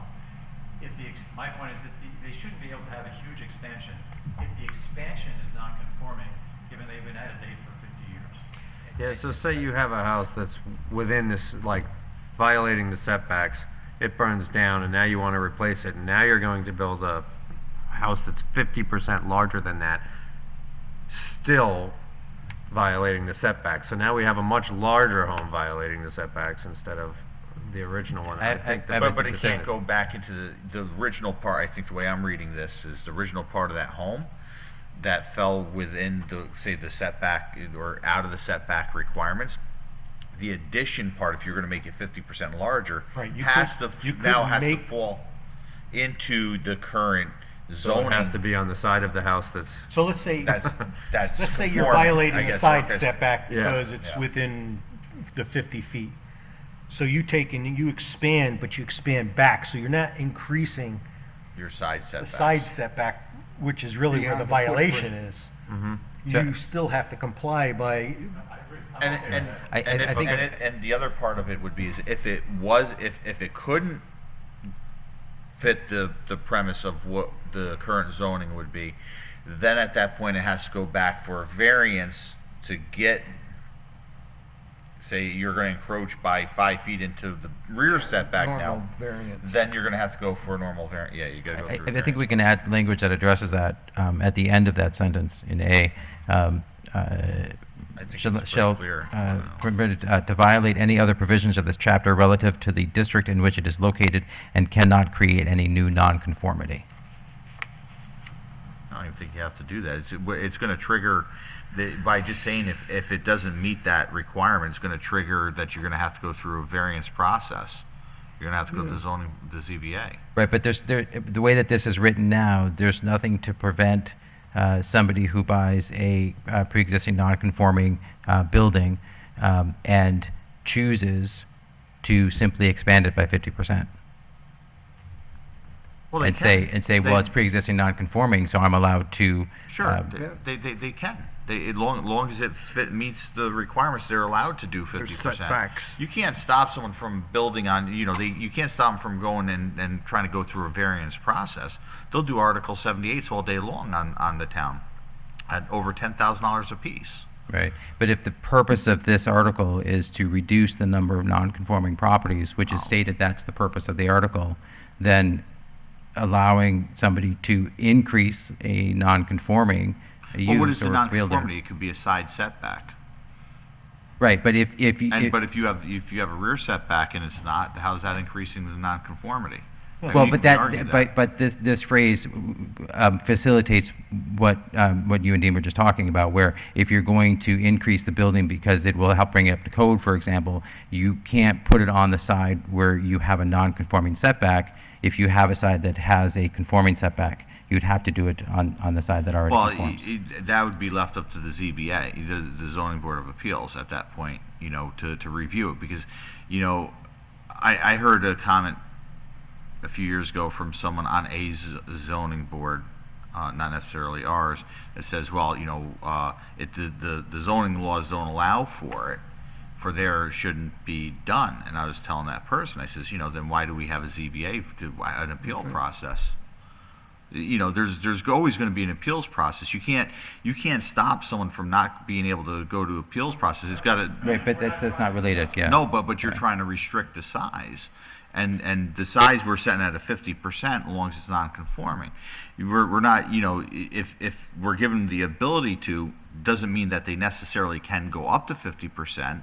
It has the ability to, but in most cases if we go over, to some of the properties that we know are non-conforming, when we're talking about building a house on there and these existing houses, they're really, there's not a lot of, let me put it this way, when I was on the zoning board, there was not a lot of those ones got passed through for their appeal process on it. That was one of the rarities. A lot of stuff does go through the appeals process. And I guess what you're saying is, so we're allowing up to 50%, but if in order to stay within the setback, they can only increase it 20%, well, then that's that. It's left up to our peers as on going through the ZBA. ZBA or if it gets a positive and neutral recommendation from the planning board before it goes to the ZBA, and then we but it's a peer group, but the ZBA is the determining factor that's going to allow that. Yeah, I just think that adding that phrase about not creating any new nonconformity makes that more clear, because it points them in the direction of saying, look, I'm allowed to do this, but there's a way in which I have to do it. You're taking it away from the ZBA.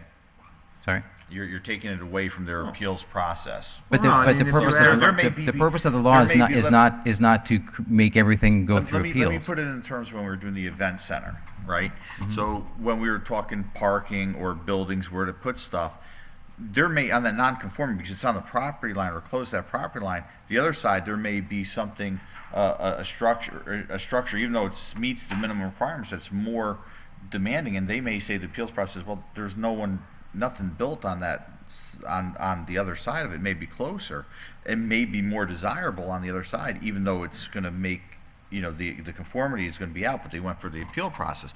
And the other side, just like the event center, saying, well, we got to look at the property sometimes to determine that, and that's what the ZBA does. I guess what and Jeff, That's my opinion, and I'm just, we're not taking anything away, any power away from the ZBA by adding something to a zoning code, because people can always appeal what's written. yeah, in but the if zoning you put that you can't make it any more, But the law already Not- states if that you you can't make any new nonconformities. The law yeah, already but, states that. but what is, first of all, on any property at that point, and you go for, as if an appeal process, we're taking something that was let's take it the opposite way.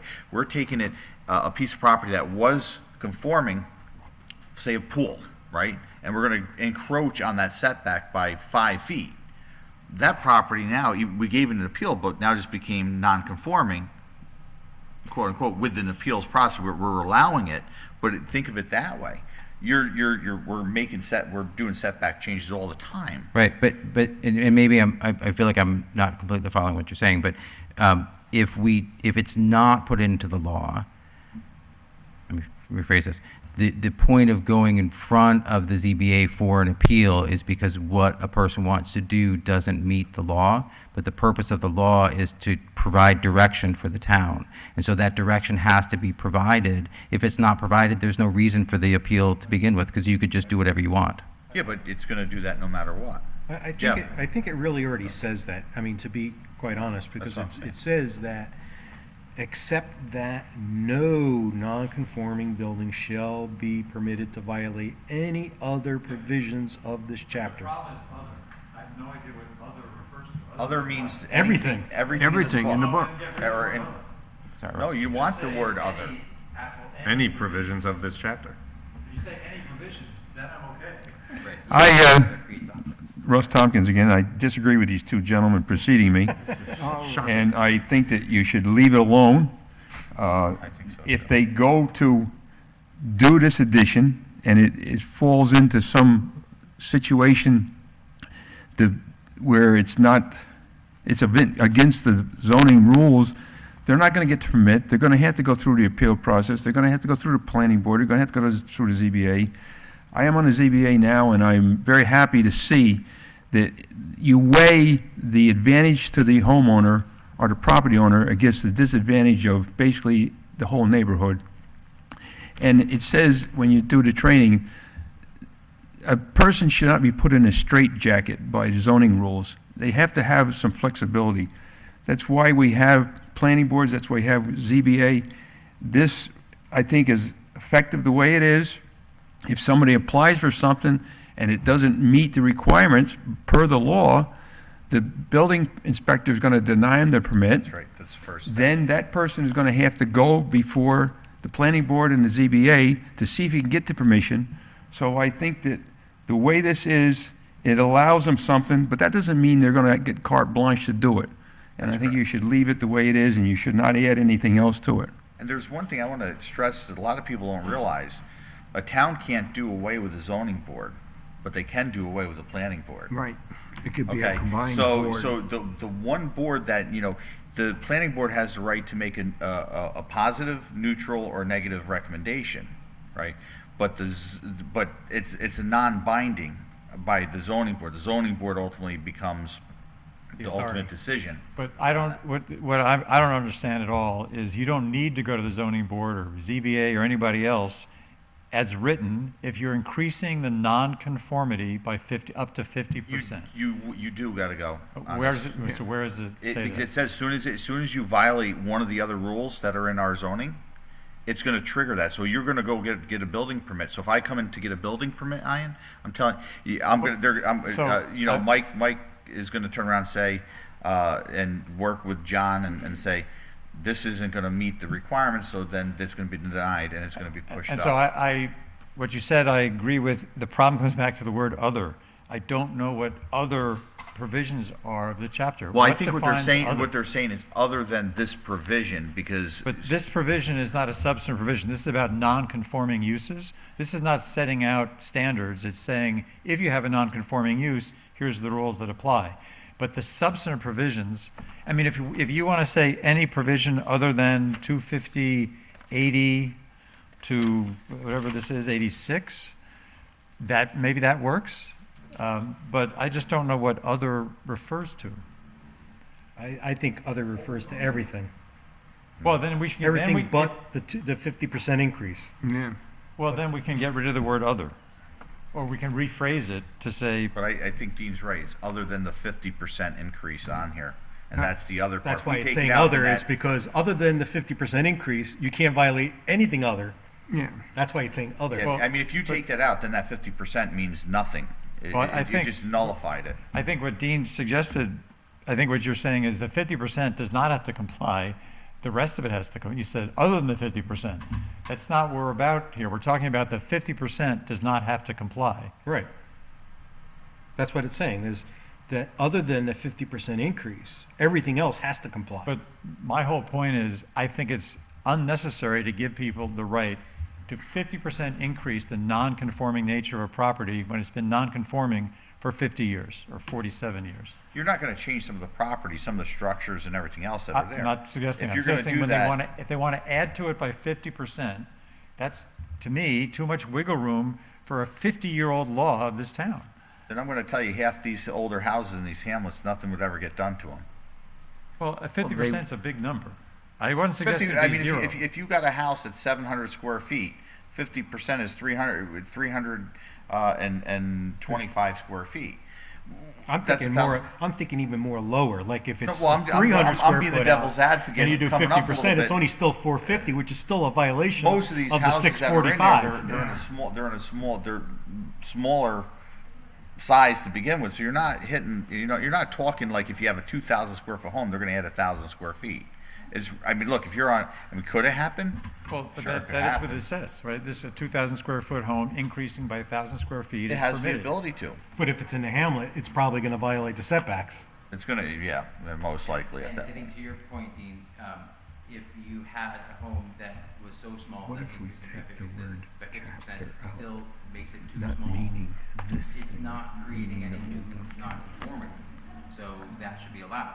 Right? It should be, but that's why it's saying that anything other than the fact that we're increasing it by 50% still has to People don't realize. be regulated and not, The whole zoning code. violate any other non-conformities. Interpret as being this piece or that piece. I don't know, just a thought. Yeah, I'm okay with leaving it. Yeah, me too. I am too. well, then I won't give my opinion. You gotta take your lollipop and go home. I know when I've lost. I'll take the L and just keep going. Let's go. I've watched enough of the Yankee season. I know what losing feels like. All right, 85. 85, I don't know where I've got all the notes, but did we cover this section already? Yep. Yes. Okay, because we put in the third line after any non-intentional cause.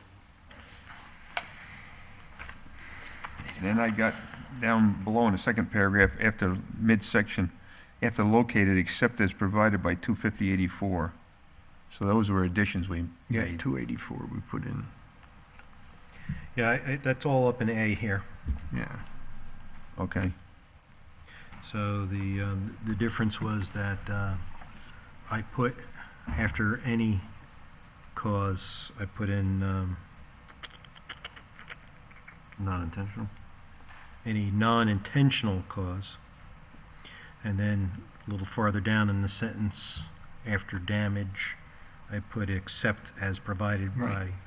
or provided for in 25084. So those were the only two things that we Yeah. added.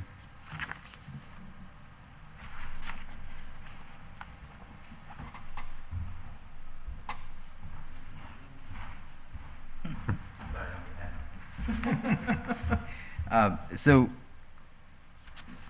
does 85A contradict 84A? If it says, nothing contained in this article shall be deemed to prevent the restoration, provided that the bulk, height, and area shall not be in excess of that which existed prior to the damage.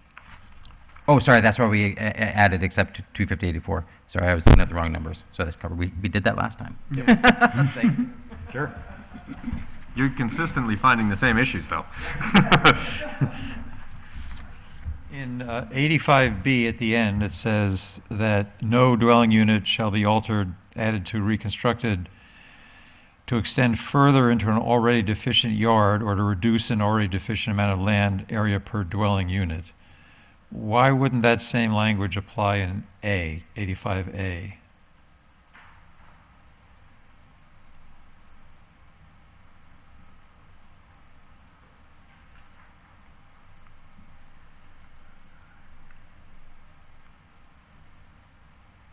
Well, A and B It's all the both same. comply.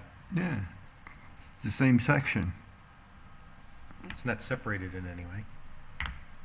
not either or anything.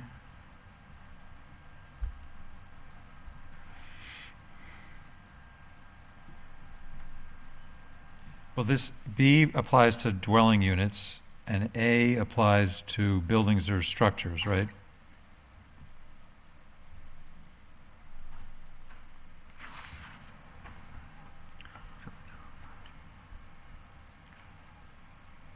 Shouldn't we have the same restriction for non-dwelling unit buildings?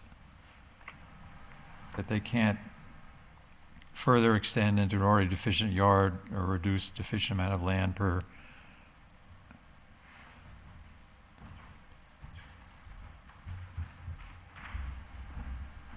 Is the difference in non-conforming use in A versus a non-conforming dwelling unit in B? So that A refers to the bulk height and area, which is its own section of the law, and B refers to setbacks.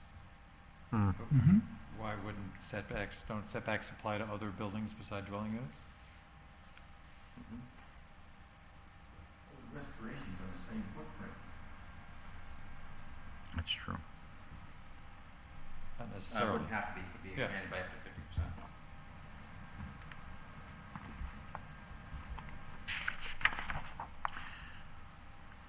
Yeah, I mean, so you're saying change it to restoration of a building or structure, not limiting it to just dwelling Right, units. yes, yeah, exactly.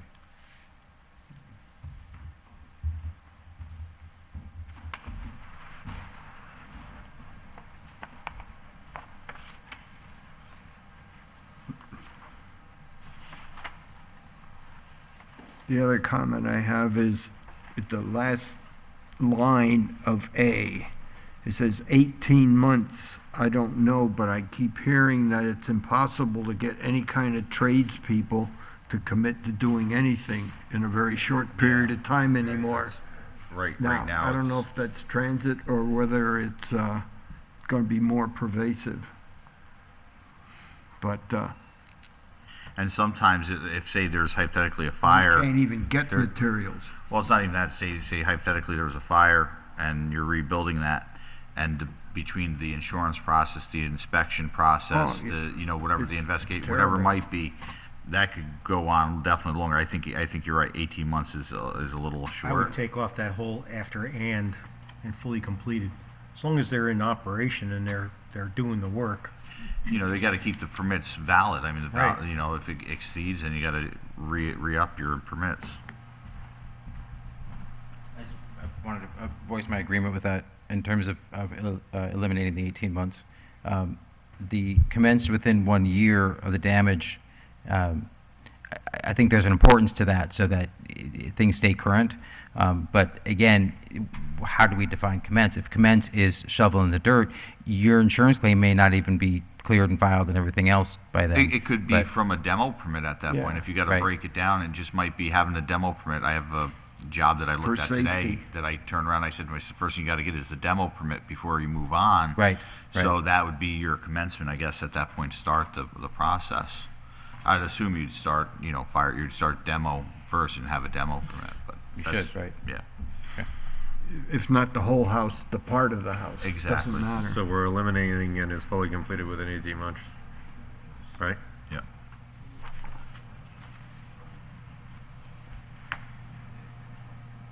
Crossing out and is fully completed.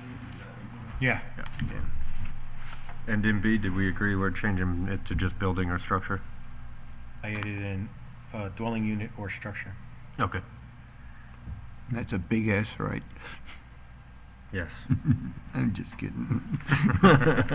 Just making sure. Is that? Now, what are we at, 86? I think we got to where we got to last time. Oh, my God. Look at that. We can put this other stuff to bed now with the other. Oh, we're gonna have to look at it next time. Second verse. Oh, that's Echo Is House. anything in 86? No. Not that there was anything changed. It wasn't.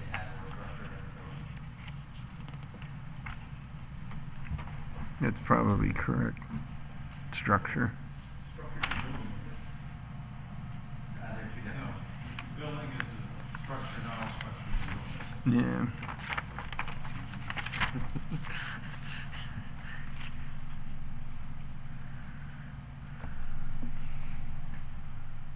It's like marijuana is part of cannabis, but cannabis is more.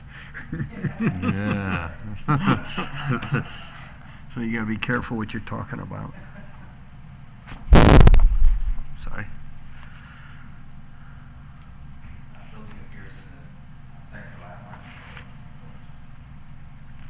line. Diligently pursuing the building.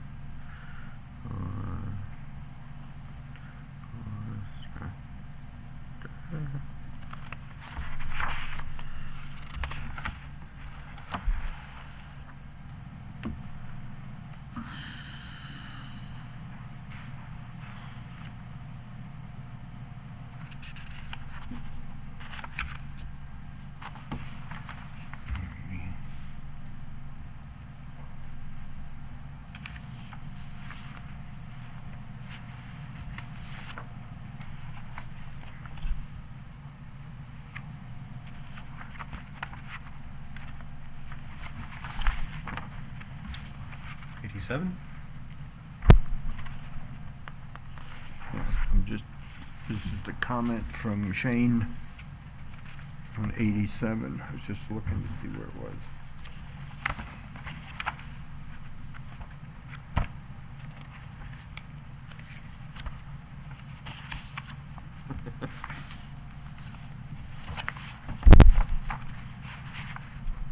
I think there's a bit of confusion that comes up if you don't really understand and read these things often. The word chapter means the whole zoning, is the way I interpret it. Article, I don't know what the definition of article is. Is that just this section? So we wrote chapter the last time we talked about it. Yeah, we had a question mark on that one. Well, before we even decide to change any words, Shane also thought that this section might be redundant because all appeals from ZEO decisions eventually go to the ZBA. Right. This is already stated in 25098 and section 25089. Perhaps it was the drafter's intention to somehow skip ZEO and go right to ZBA, but the section references an appeal, which implies that someone has already made a decision regarding the lot's conformity or nonconformity. This decision would have to be made by the ZEO. I do not think the section is incorrect, but I agree it appears unnecessary when read in the context of the entire chapter 250. That's what the law says to do, state law, in the process. That's how it gets to the ZBA. The Well, ZEO. so what he's saying is this has been stated in 250-98 and 250-89, so this may not even be necessary. Yeah. So do we want to just Take it take it out? Yeah. Yeah. Yeah, I'm fine with removing it. Because under the section of the duties of the ZEO, it says to accept or reject variances and stuff, which then puts it into the process. So we're gonna delete this, going once, Sounds good to me. twice. Not often Yeah. can we cross something out, make the Yeah. less paper. Look, another page, Ray. Wow. Yeah. Yeah. Yeah. It's,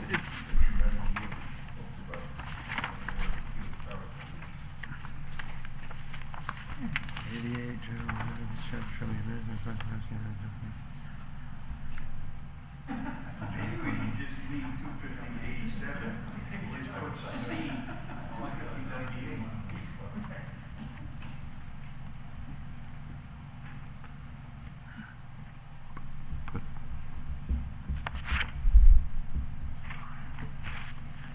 the whole zoning ZBA process is defined separately.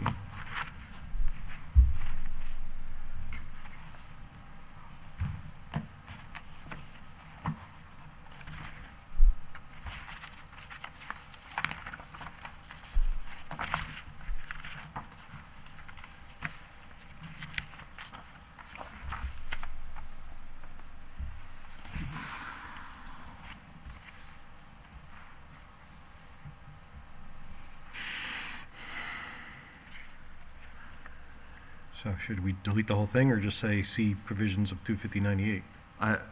I think if 25098 exists, we don't even have to have a chapter that says C 25098. It's in the book. It's under table of contents or And whatever. it's titled zoning board of appeals powers and duties. I mean. Yeah.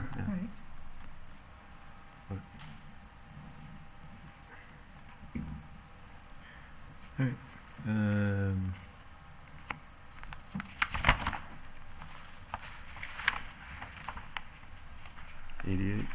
Second.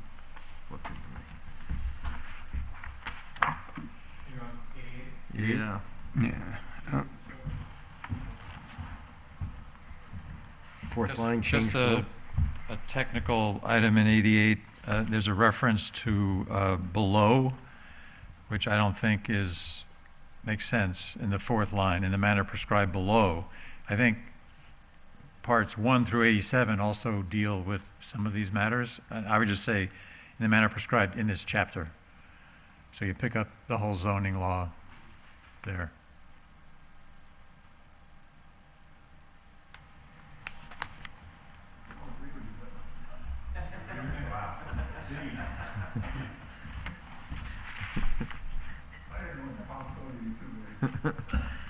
There's one every meeting, Ian. One time. I get a little confused by this. Prosecuted. The attorney typically does the prosecution or the ZEO. The ZBA doesn't prosecute, the planning board doesn't prosecute, nor That's correct. in general, the building inspector does not prosecute unless it's considered a attractive nuisance building, which generally is a violation by the building inspector. So, It says that, though. It says the attorney to the town or town attorney shall have the authority to enforce and prosecute. but up in the beginning it says "and," the first line. That's what I was looking at. But it's and/or, Oh. right? On the very first line, I only have, this chapter shall be administered, enforced, and prosecuted by the zoning administrator of the building as well. The third line is and/or, so all these people don't do all the administering, enforcing, and prosecuting. Yeah. Okay, Somewhere among that list, they do those. okay, Oh, okay, yeah, I see what you mean. okay, yeah, it's a little convoluted that way. Written by a lawyer. No wonder you know how to read this stuff. All right, so the only change is to take out below and add in this chapter. In this chapter, yeah. Do we want to start this? Yeah. I don't know if, yeah. I'm good for calling it night. Anything in 89 that we wanted to change? Well, yeah, we gotta be very careful in how we're talking about the position. It's listed as zoning administrator, zoning enforcement officer. Well, we made changes to this Code description enforcement officer. Yeah, on stuff. I know, but I want to see what if the definition included zoning administrator. I know it included zoning enforcement I officer. thought it was enforcement officer, and I think we need to sit and look at that before we start going into this. Well, we did a definition change to cover his job. Yes. So that's there. I'm not worried So, about yeah, I don't that. remember exactly. But I'm just worried, is it called zoning administrator or zoning enforcement officer? Is Oh. what's in the back under definitions? The change that we did. No, Oh, no, what existing? what we had existing before. Honestly, I thought it was The CEO. definition of zoning administrator in the book says the person designated By the by town. the town board to administer the duties Okay, of this position as defined herein. okay. I just want to be sure it was zoning administrator, not zoning enforcement, ZEO. I think it's the same thing, isn't it? The same person? Administrator and CEO is almost like an interchangeable. But it's not in definitions is what I was We don't have a looking zoning at. enforcement officer defined. Yeah, but the zoning administrator is the person designated by the town board. I- No, we're just, No, we're we're just not making arguing sure that. it's consistent here and the definition. That's all. So if this said administrator, then the definition say administrator. If this said officer, the definition should say That's all I officer. was questioning. So they both say administrator. Good. So I guess we'll leave 89 until we can verify whether we need to make any changes based on our current situation. Right. Well, we handled that under definitions already. Right.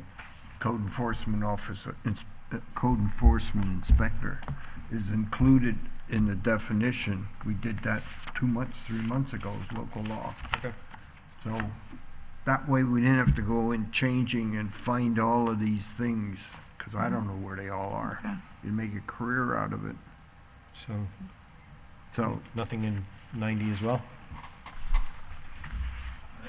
90? I don't know if this is pertinent, but if you look back on the one we were just at for zoning administrator, it says, if access is denied, the zoning administrator is authorized to obtain a warrant to allow such entry and inspection.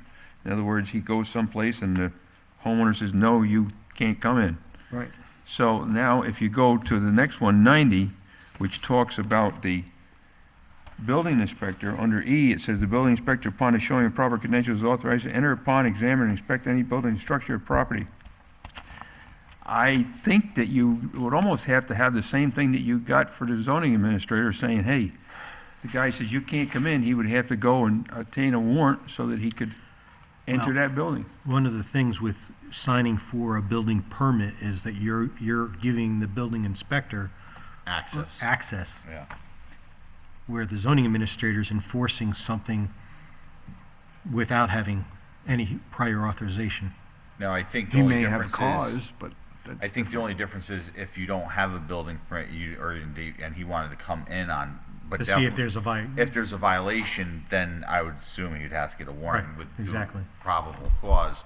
But if you have a building permit, and technically, and here's an interesting thing that I've seen out in my dealings over the years, they're technically only able, so if they come into a home to do an inspection for the permitted work, they're not supposed to search the whole house. search the whole house. And there's been cases on that. Oh, yeah. So, they come in there and, because I have a lot of people say, well, an older house, it's been this. They're supposed to come and look at that now. They may make a comment, but technically, you gave them authorization to inspect the work with that signature on that building permit. Yeah, like the bathroom or the The bathroom, kitchen or exactly. whatever, and just that aspect Yeah. of it. And I mean, I guess if they found a major violation that's a safety and health and safety issue, that'd be the thing that, hey, we've seen something like an extra family living in the house and then Oh, there yeah. was no egress of a window Or the windows are too small in the basement for him to crawl out of. Exactly. And there's nothing stopping a building inspector from seeing that and then reporting it to the CEO, who would come and inspect for a violation. Then at that point, they would have to go, that'd be Yeah. your probable cause. Yeah. Yeah. Trust me, that actually happens quite a lot. This is Basements. coming back to 89. I had a note a comment in here on, Well, we're going to come G. back to it when we Oh, look at okay. the other thing, right? So oh, okay. we can wait on 89 until, So we're gonna start with 89 next week then? I don't know what back to time it 89. is.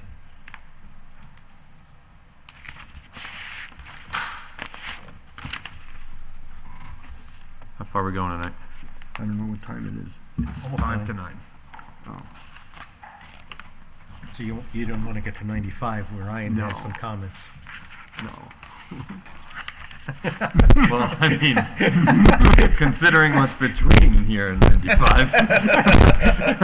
It's a lot of pages. Yeah, but there was no corrections anywhere between here and 95, so You know, we could pretty much skip unless someone had any, did anybody comments on have anything on anything. 91, 92? Well, I had, no, 89 I had. but Yeah, but we're gonna come back to that. 92 certificates. I didn't read all the rest of them. What you got, Russ? 93, Okay. demolition permits. C2, statement, application, the applicant shall submit the following to the building inspector. A statement regarding why the building is planned for demolition, and if the building has some historic value, what alternative actions could be taken to preserve it. I'm sorry, but if I want to tear down the Shellsville garage, I don't think anybody should come in and say, no, you can't tear that thing down. Apparently, it's got some historical significance. It's been there a long time, but I still don't think that the property owner should be dictated when he can or cannot tear down a building and apply for a permit, and it should be given to him. So I agree with Russ on this one. I think this has been an issue that I've seen for a while here, that there's been, there's been contention on what's historical, and it could be any historical significance. So I agree with 100% with you on that. What gives them the right to say that if it's not on an actual registry that's, plaque on there, and to make it better or whatever else, I think that should come out.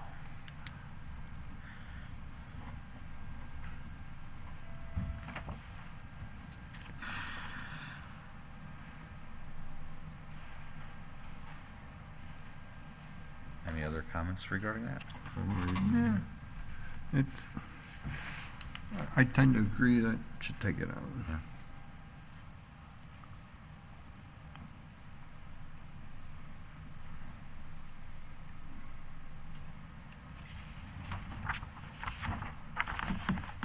So just taking out C2. Yeah. Because if there was a national, state, or local designation of significance, that would have to be included in the permit. Yeah.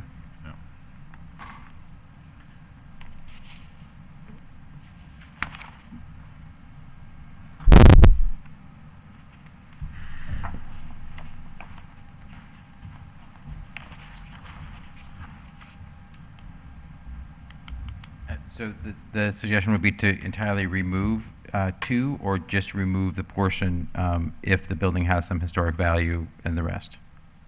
Like, would a statement still be required as to why the building is being planned for demolition, or we getting rid of that Take the altogether? whole thing. Yeah, if it's meeting, the requirement, it's not on a historic registry, an actual registry, Yeah, there's all kinds of registries. but an actual plaque, I guess, that's deemed, Yeah, there's state, federal, Yeah. We town. do have local ones as well. Yeah.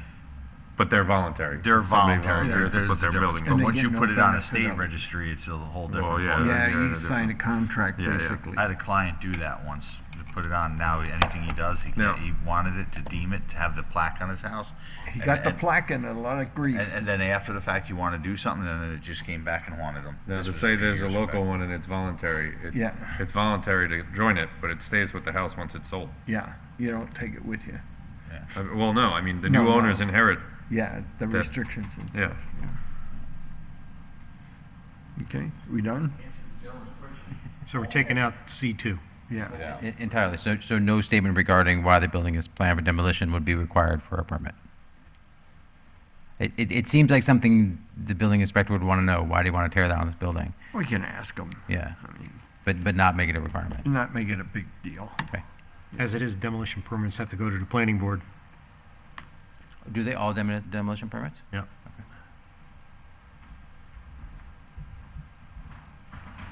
Which again is where it gets emotions. Again, where they're going to ask, You know, why are you and- taking it You know, down? I mean, most people will show up and say, I've got this thing that I want to take down because Right. X, Y, Z. Yeah, the cow fell through the floor Yeah. and it's falling apart. Anybody got something on 94? I didn't go that far, so I can't tell you.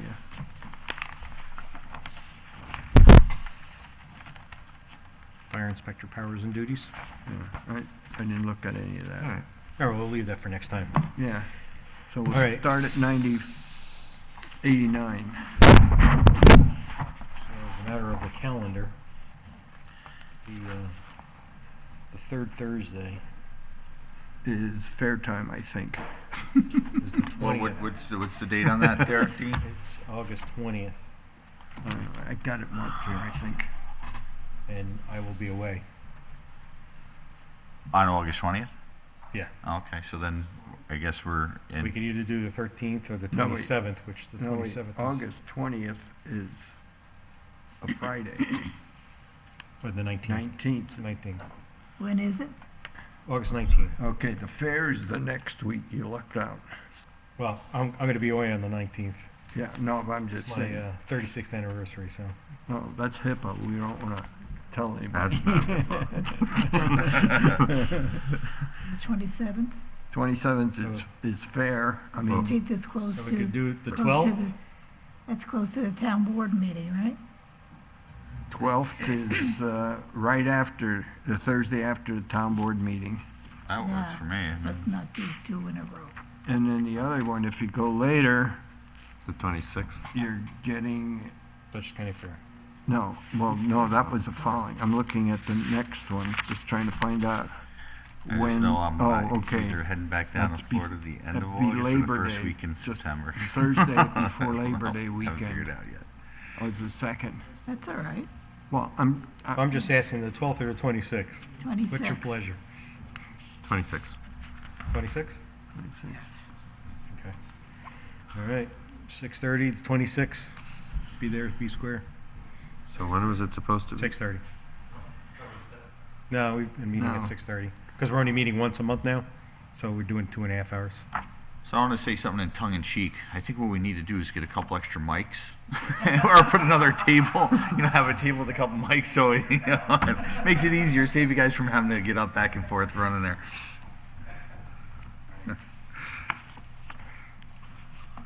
We'll have our own little version of Crossfire. There we go. Great.